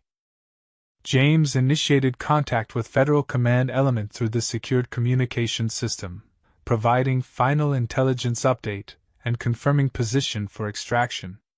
The operational relationship established through years of professional service created immediate recognition and response, acknowledgement of contribution and confirmation of extraction plan. QRF establishing secondary landing zone 500 meters east of main objective. James informed Miguel, monitoring the federal communication. They'll extract us there in approximately 30 minutes after primary operations secure. This development reflected standard protocol for such operations, securing primary objective before addressing secondary elements, establishing comprehensive control before expanding operational footprint. The disciplined sequence that characterized professional execution at this level of specialized capability. As they prepared for extraction, Miguel observed the continuing federal operation with professional appreciation. They're processing the entire site like a military objective, aren't they? Not just a law enforcement scene. The distinction blurred years ago in this type of operation. James explained, securing equipment for movement. When cartel operations reach this level of sophistication and scale, the response requires integrated capabilities beyond conventional law enforcement resources. The former ranger's experience spanned the evolution of this operational reality, from clear separation between military and law enforcement functions to the current integrated approach necessitated by threat capabilities that transcended traditional categories. The specialized units, equipment, and authorities deployed against high-level cartel operations reflected this adaptation to operational necessity. Miguel studied the professional execution visible through the surveillance systems, the coordinated movement, specialized equipment, and tactical discipline that characterized the federal response.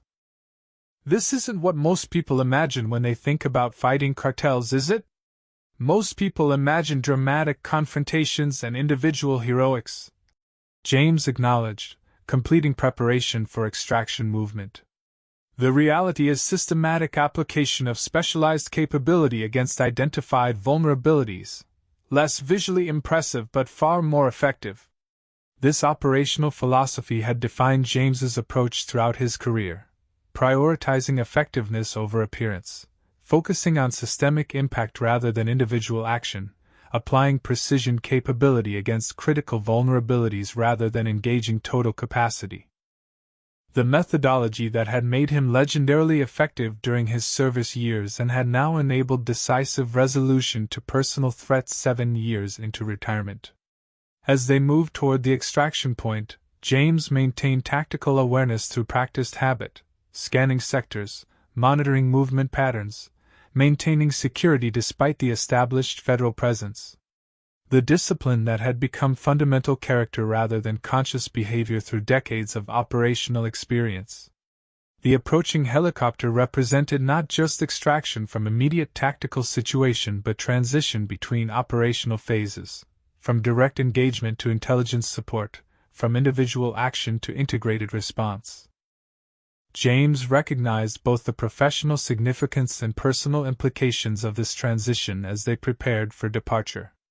What had begun as defensive security measures at a retired ranger's ranch had evolved into coordinated federal operation against multi-state cartel threat, the individual experience connecting to broader systems through established relationships and proven capability. The outcome demonstrating that effectiveness in this operational reality depended on integration between formal authority and specialized expertise, regardless of current official status. As the helicopter touched down at the designated extraction point, James looked back toward the Crosswind Ranch one final time. The property represented both personal home and operational backdrop, the place where civilian life had merged with continuing service through paths invisible to conventional understanding but essential to operational reality. The federal tactical team leader approached as they prepared to board, offering professional acknowledgement rather than formal greeting. "Good work with the system disruption. Created perfect conditions for our insertion." James nodded, the simple exchange reflecting shared operational understanding that required no elaborate explanation or recognition. The professional relationship based on demonstrated capability rather than official position or formal authority. As they lifted off, Miguel watched the continuing operation below with newfound perspective on the world he had inhabited peripherally for years as informant. "What happens now? With Vega's operation targeted across multiple states?" "Systematic dismantling," James replied, experienced assessment based on similar operations throughout his career. "Federal agencies will process the intelligence gathered from command elements, identify remaining infrastructure, and execute coordinated response across the entire organizational structure." The helicopter banked toward the northeast, following predetermined extraction route towards secure processing location where federal authorities would debrief both men regarding the operation. Below them, the lights of additional law enforcement elements could be seen converging on the ranch, the transition from specialized tactical operation to comprehensive investigation and evidence collection. Miguel considered this with thoughtful expression. "And the personal vendetta? The targeting of everyone involved in the Tamaulipas operation? Neutralized with Vega's capture and his command structure's disruption." James assessed, experienced judgment based on operational patterns observed throughout his career. The specialized personnel he recruited operated on professional discipline rather than personal loyalty. Without leadership and payment, they'll disperse rather than continue unsupported operations. This assessment reflected understanding of both organizational dynamics and individual motivation within such operations, the distinction between ideological commitment and professional engagement that determined behavior when command structures collapsed. The cartel's evolution toward military methodology had created specific vulnerability when leadership was removed, despite the increased tactical capability of individual elements. The helicopter continued northeast through lifting weather conditions, the first light of dawn visible on the horizon. Below them, the landscape that had hosted both peaceful retirement and renewed conflict stretched toward distant mountains, the borderland that James had defended through official service and continued obligation beyond formal retirement. What had begun as defensive response to specific threat had evolved into systematic dismantling of sophisticated criminal operation targeting multiple objectives across several states. The outcome demonstrating the reality that James had recognized throughout his career, that effective response to sophisticated threats required integration between formal authority and specialized capability, regardless of official status or position. As they approached the federal facility visible in the distance, James recognized both the operational completion and personal transition represented by this movement. The immediate threat had been neutralized through precise application of specialized capability against critical vulnerability, the professional methodology that had defined his approach throughout decades of service. What remained was the systematic process of intelligence exploitation, evidence development, and comprehensive response that would extend beyond the immediate tactical situation to address the broader threat organization. The continuation of operations through formal channels and established procedures, the integration of individual action into systemic response that characterized effective security in complex operational environments.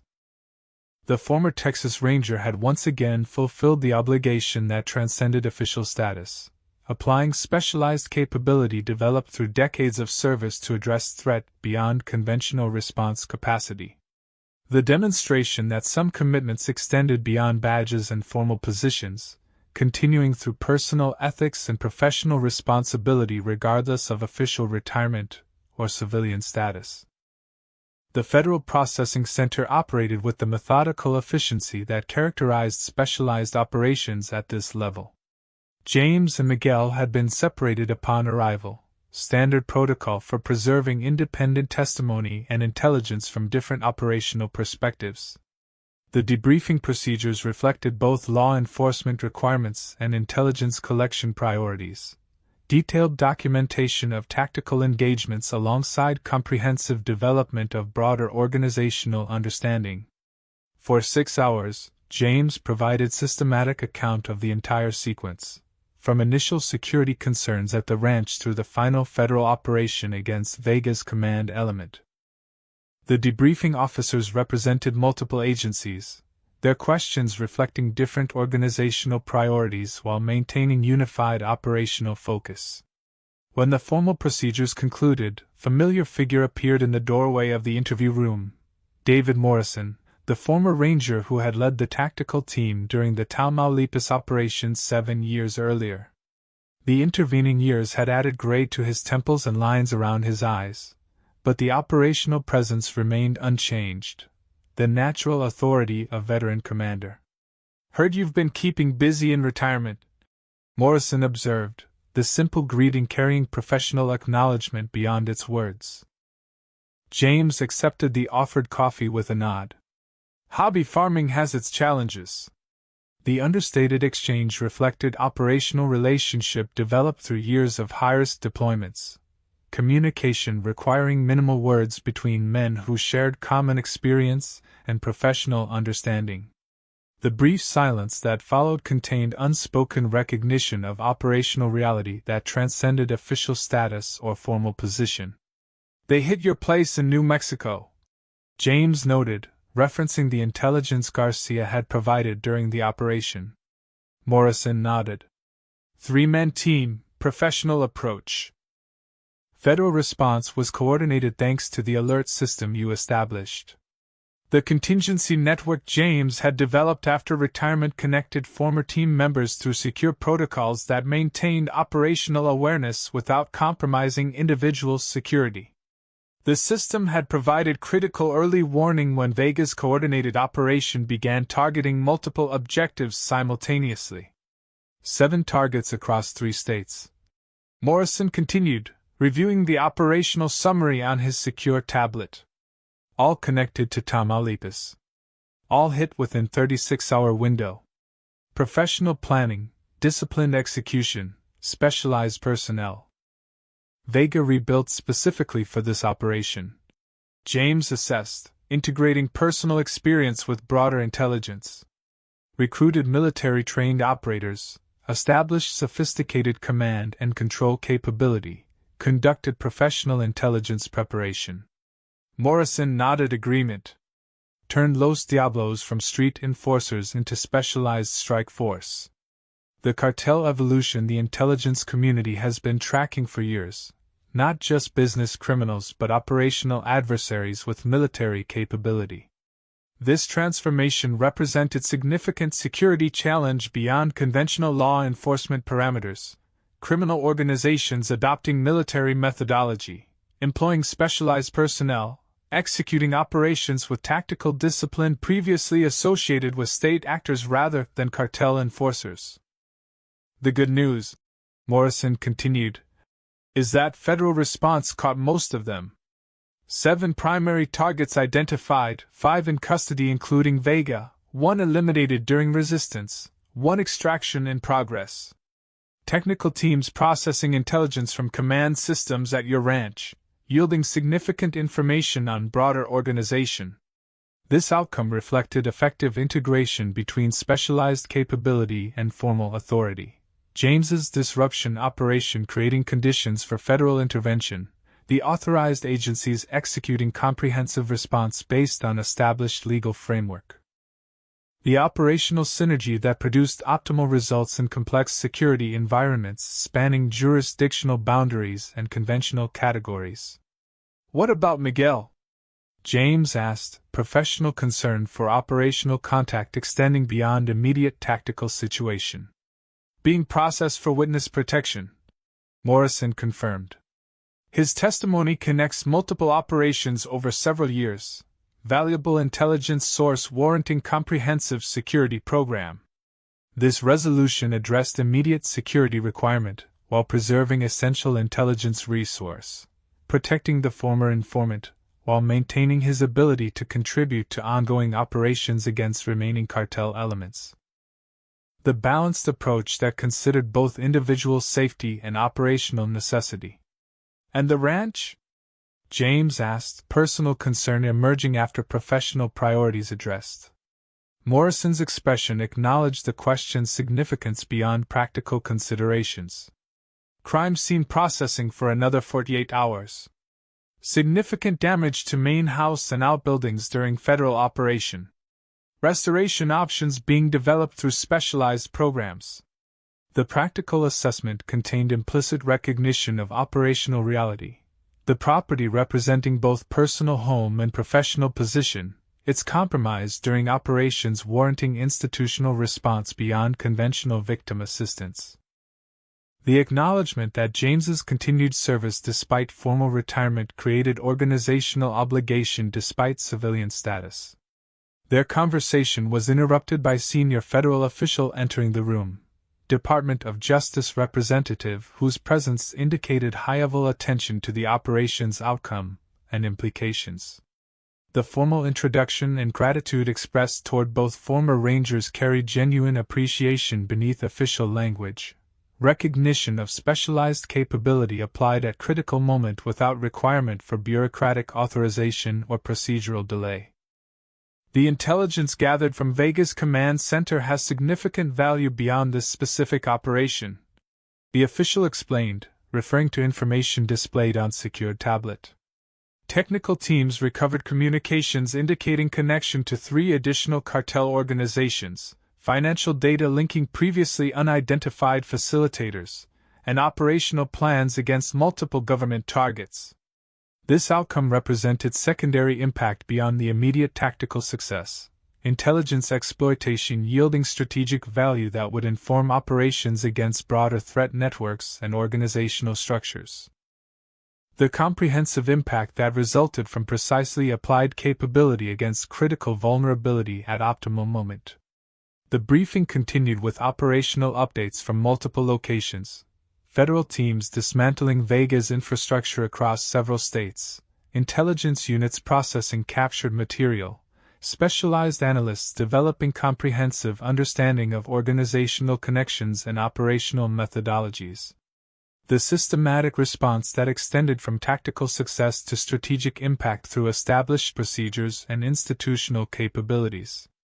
When the formal briefing concluded, Morrison accompanied James to the center's residential section, secure accommodations for personnel involved in ongoing operations requiring protective measures during processing phases. The facility reflected dual-purpose design combining operational security with personal comfort, functional without institutional atmosphere. "They'll need you available for at least 72 hours," Morrison explained as they walked. Technical analysis generating new questions requiring operational context, prosecutors preparing initial cases against captured leadership, intelligence units developing understanding of organizational structure.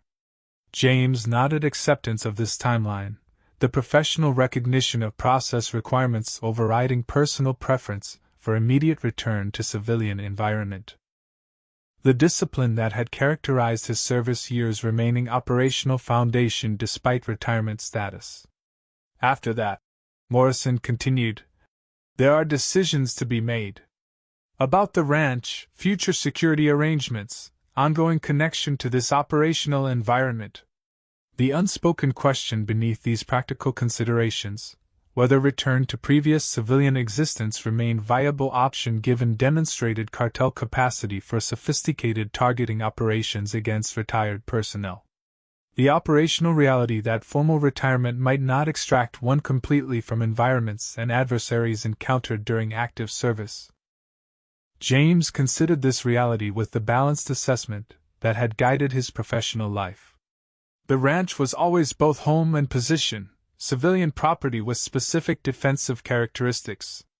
That fundamental reality hasn't changed. Morrison acknowledged this perspective with professional understanding, recognizing the integration of personal preference and operational necessity that characterized veteran operators' approach to security environments. We'll discuss options when the immediate processing completes. Resources exist for personnel in your situation, both official and unofficial. This reference to specialized programs developed for former operators facing continued threat based on previous service reflected institutional recognition of ongoing obligation to personnel whose actions during official capacity created persistent risk beyond formal retirement. The operational reality that some service created enduring exposure regardless of current status. As Morrison departed, James was provided secure communication access to contact essential personal connections affected by the operation. The first call went to Garcia, confirming the sheriff's status and providing updated operational information relevant to local security requirements. The professional courtesy of keeping informed counterpart operating in the same environment despite different organizational position. The second call went to Michael Harrington, the estranged son whose military service had continued family tradition, while creating personal distance through different application of similar capabilities. The number connected despite 18 months without contact, suggesting monitoring maintained despite apparent separation. Dad. The single word carried complex emotional content beneath professional control, concern tempered by discipline, personal connection restrained by operational separation. I'm secure, James confirmed, providing essential information before emotional engagement.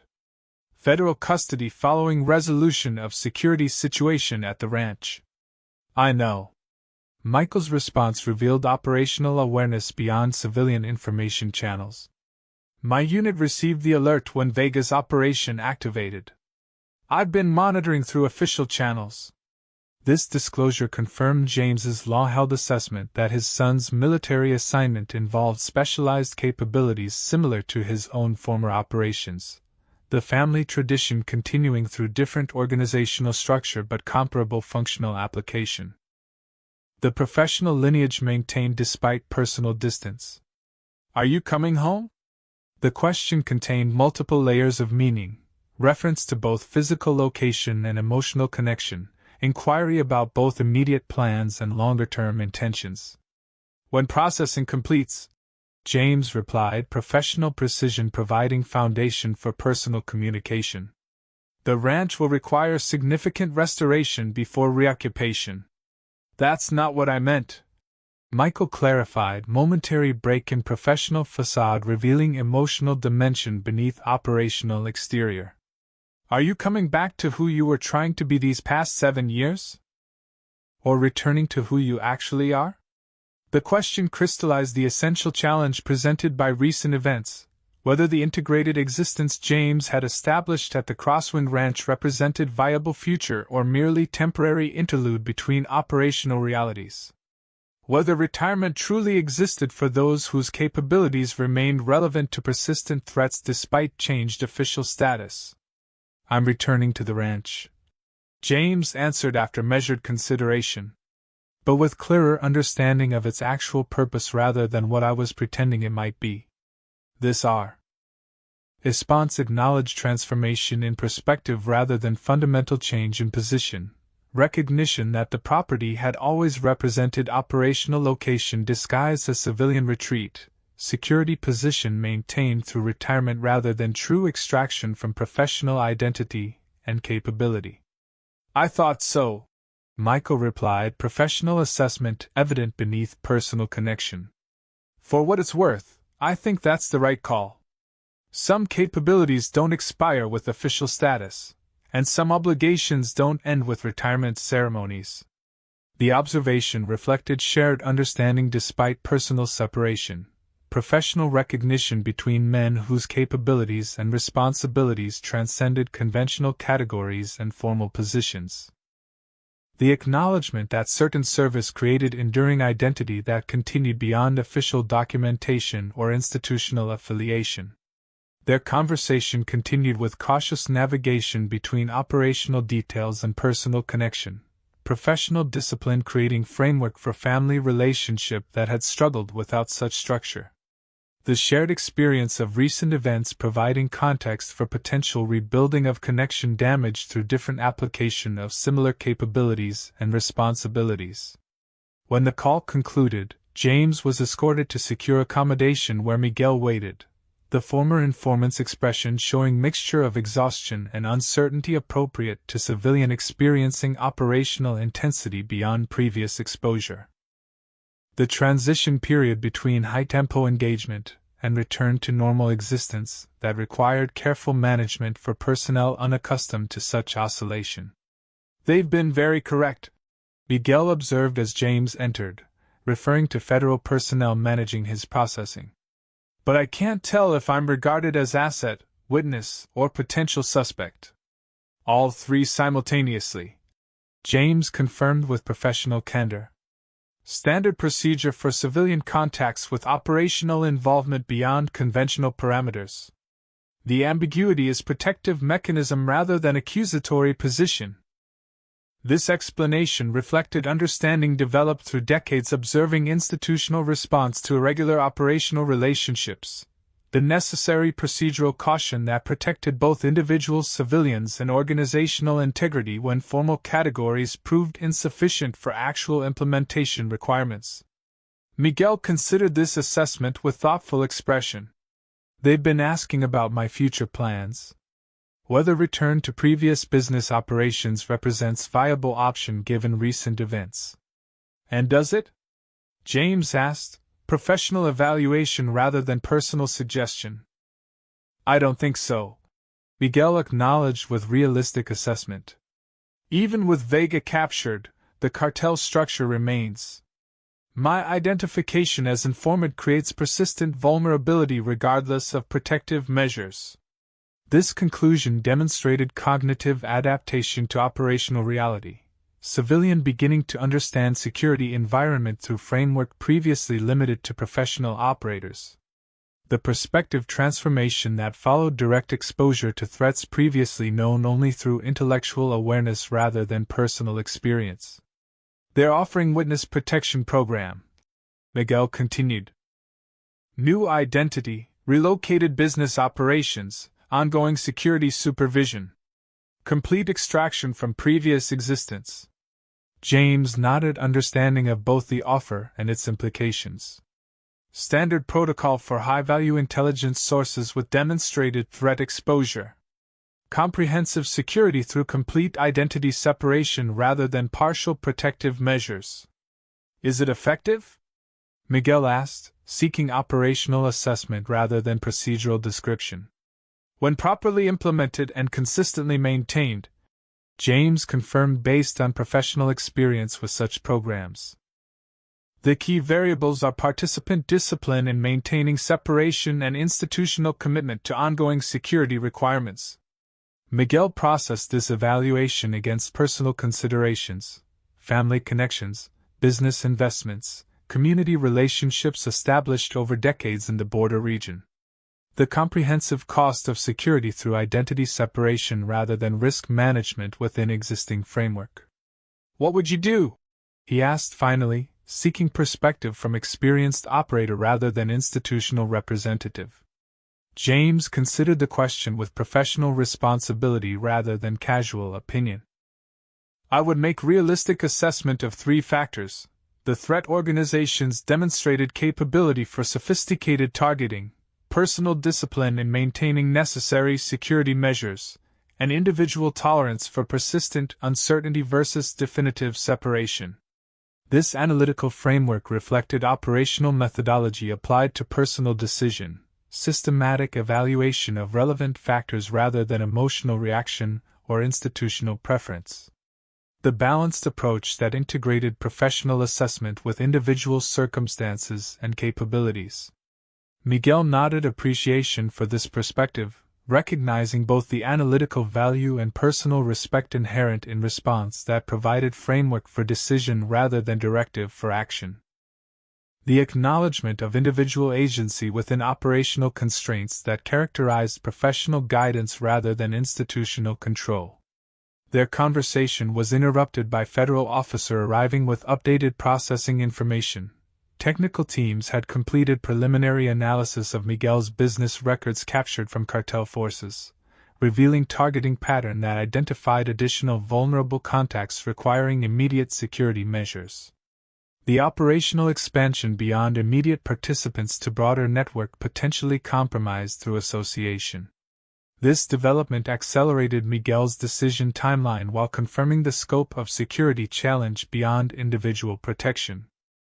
The responsibility extending to employees, business partners, and family members whose connection created exposure through relationship rather than direct involvement. The comprehensive implications of operating within an environment where professional activities created persistent vulnerability throughout personal network. I need to accept their program, Miguel concluded, decision crystallizing through recognition of responsibility beyond personal security. Not just for myself but for everyone connected to my operations. James acknowledged this decision with professional respect, recognition of both the practical necessity and personal sacrifice inherent in such fundamental life alteration. The operational maturity demonstrated in prioritizing network security above individual preference, or established identity. As federal personnel arrived to continue Miguel's processing toward witness protection implementation, James was escorted to separate meeting with specialized security assessment team focused on the Crosswind Ranch restoration. The professional transition from one operational component to another, personal concerns addressed separately from professional requirements through institutional compartmentalization.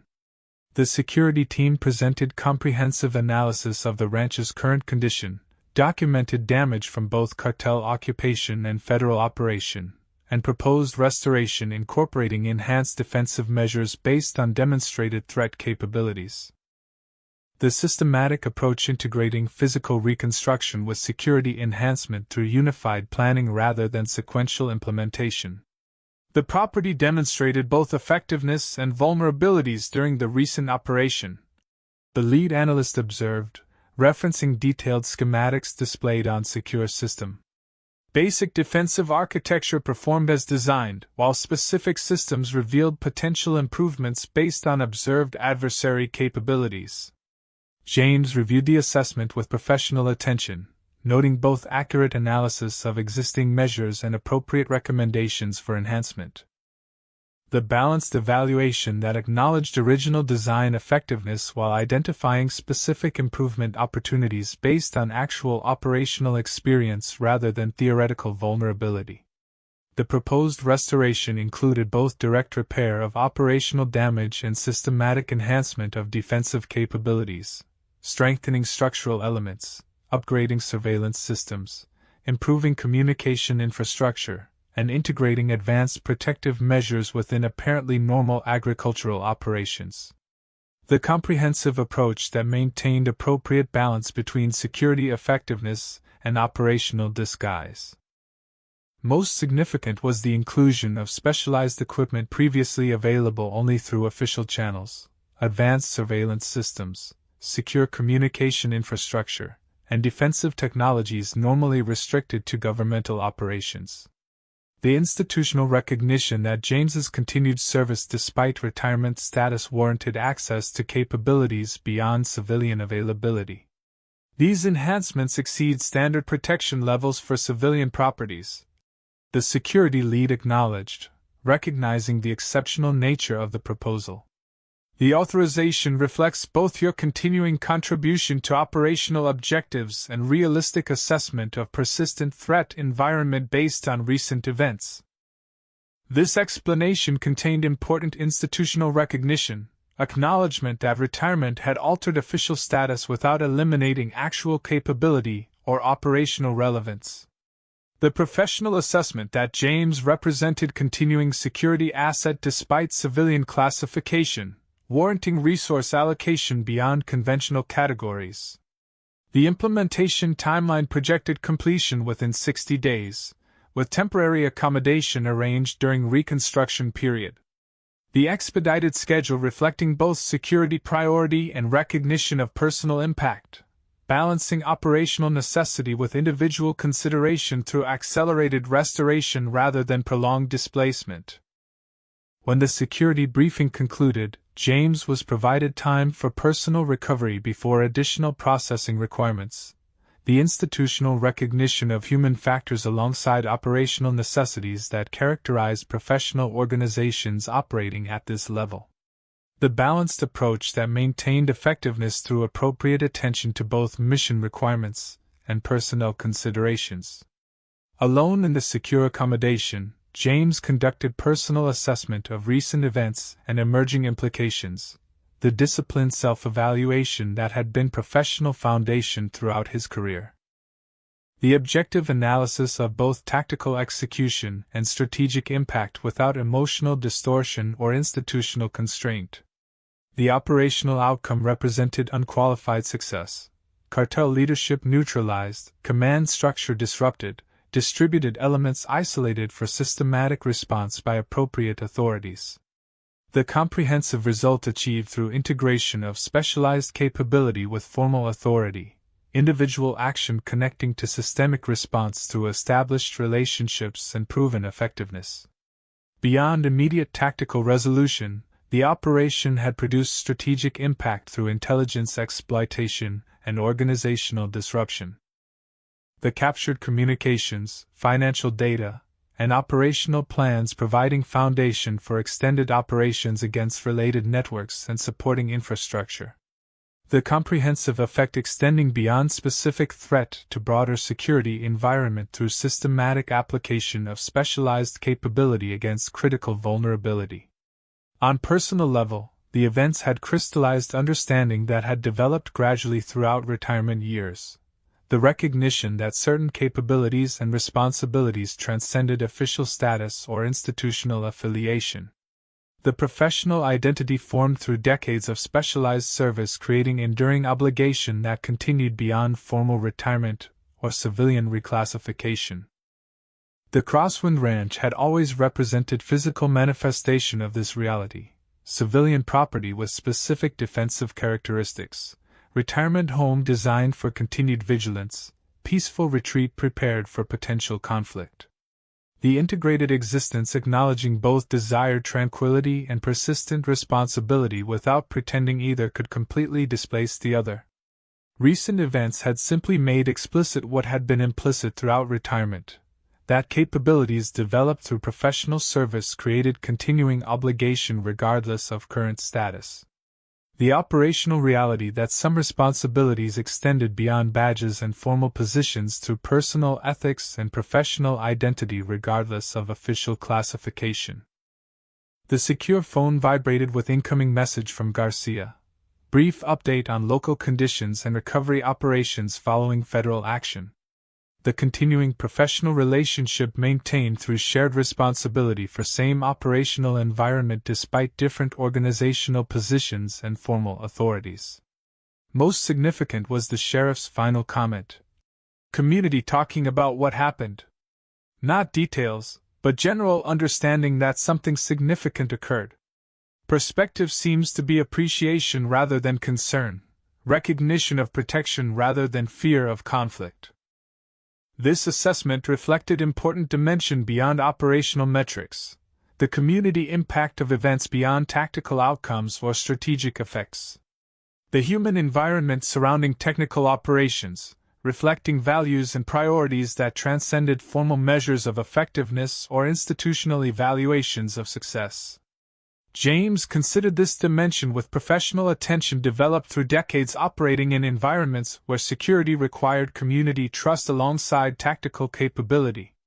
The balanced understanding that effectiveness in complex security situations depended on public perception alongside operational execution. The integrated approach that recognized human factors as essential operational component rather than secondary consideration.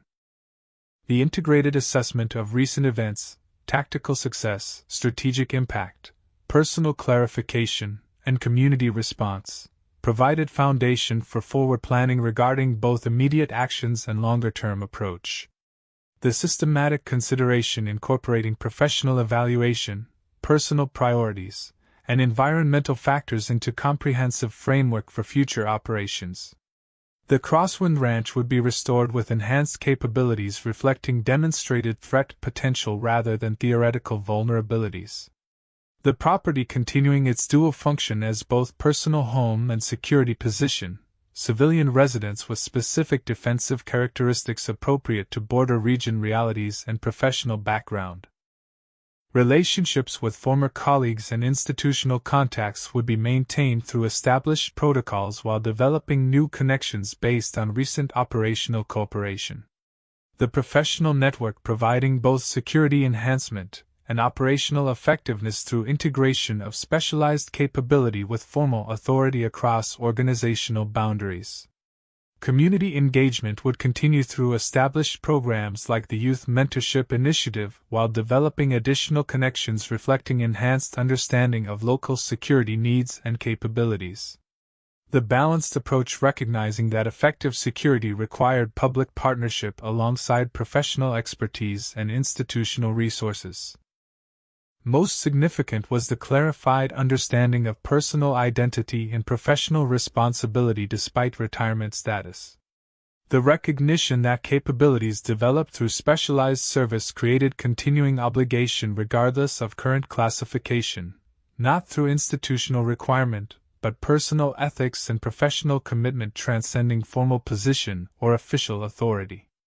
As James completed this assessment, federal officer arrived with notification that technical teams had finished preliminary processing of his statement, and current presence was no longer required at the facility.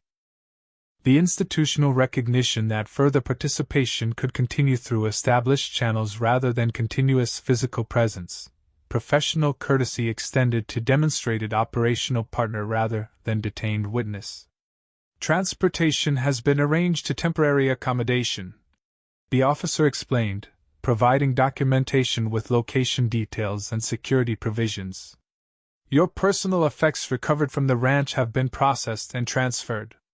The restoration team will provide regular updates through secured communication channels.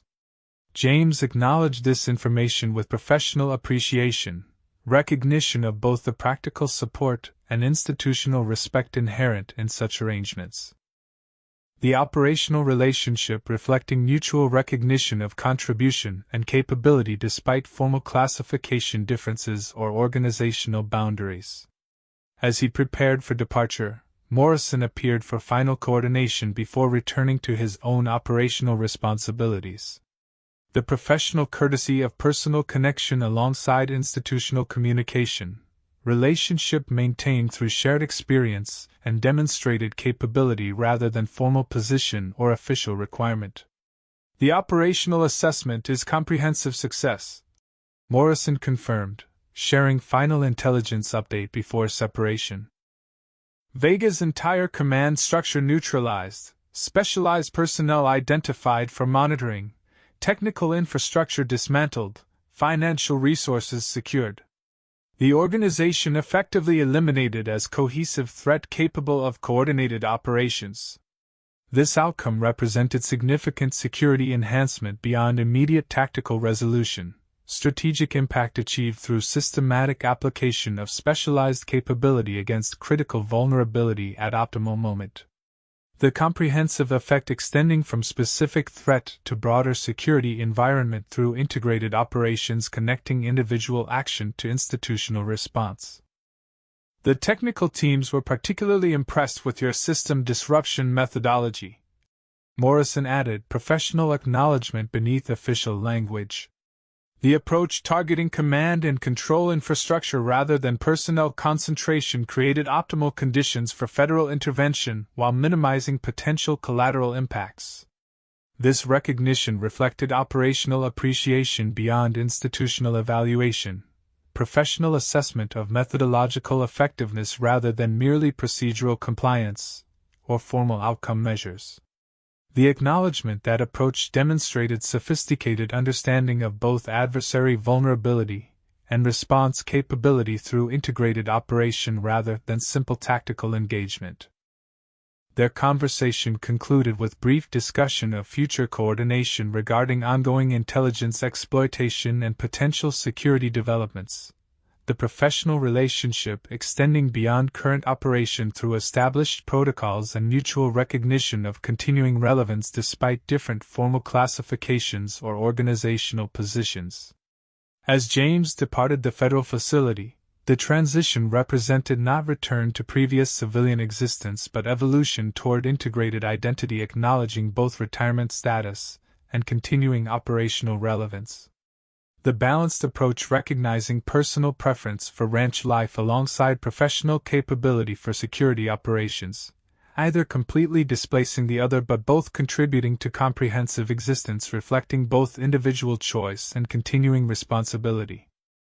The healing landscape passing outside the vehicle window reflected this integrated perspective, border region representing both peaceful retirement destination and operational environment requiring continued vigilance.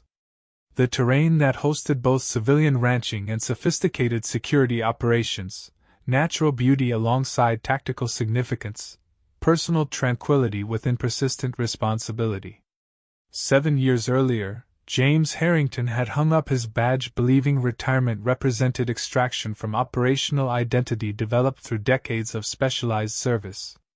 Recent events had clarified understanding that some capabilities and responsibilities transcended official status or institutional affiliation, continuing through personal ethics and professional identity regardless of formal classification or organizational position.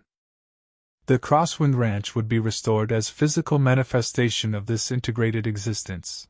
Retirement home with specific defensive characteristics, civilian property prepared for security operations, peaceful retreat acknowledging persistent responsibility. The balanced approach accepting both desired tranquility and continuing obligation without pretending either could completely eliminate the other. As Texas landscape rolled past, James recognized that recent events hadn't fundamentally changed his existence but rather clarified understanding of what it had always been: the integration of civilian life with operational capability, personal preference with professional responsibility, retirement status with continuing service through different channels and adjusted methods. The transformation wasn't from civilian back to operator, but from misunderstanding to clarity about integrated identity that had existed throughout retirement years. The recognition that some obligations transcended badges and formal positions, continuing through personal ethics and professional responsibility regardless of official retirement or civilian classification. 3 months after the operation against Vega's forces, James Harrington stood on the front porch of the restored Crosswind Ranch, watching the sun rise over terrain that had hosted both peaceful retirement and renewed conflict. The property showed few visible signs of the events that had transpired, skilled restoration having erased physical evidence while enhancing defensive capabilities beneath civilian appearance. Federal operations against Los Diablos had continued systematically, dismantling the organization's infrastructure across multiple states. Vega's capture had yielded intelligence leading to 27 additional arrests, seizure of significant assets, and disruption of supply chains that had operated for decades. The cartel's defeat was undeniable, not merely tactical setback but strategic collapse through coordinated application of law enforcement resources against vulnerabilities exposed by the initial operation. Though some questioned the extent of James's actions during the engagement, most celebrated the powerful message sent: America does not bow to intimidation. Border communities recognized that security depended on individuals willing to stand against threats regardless of official status or formal authority.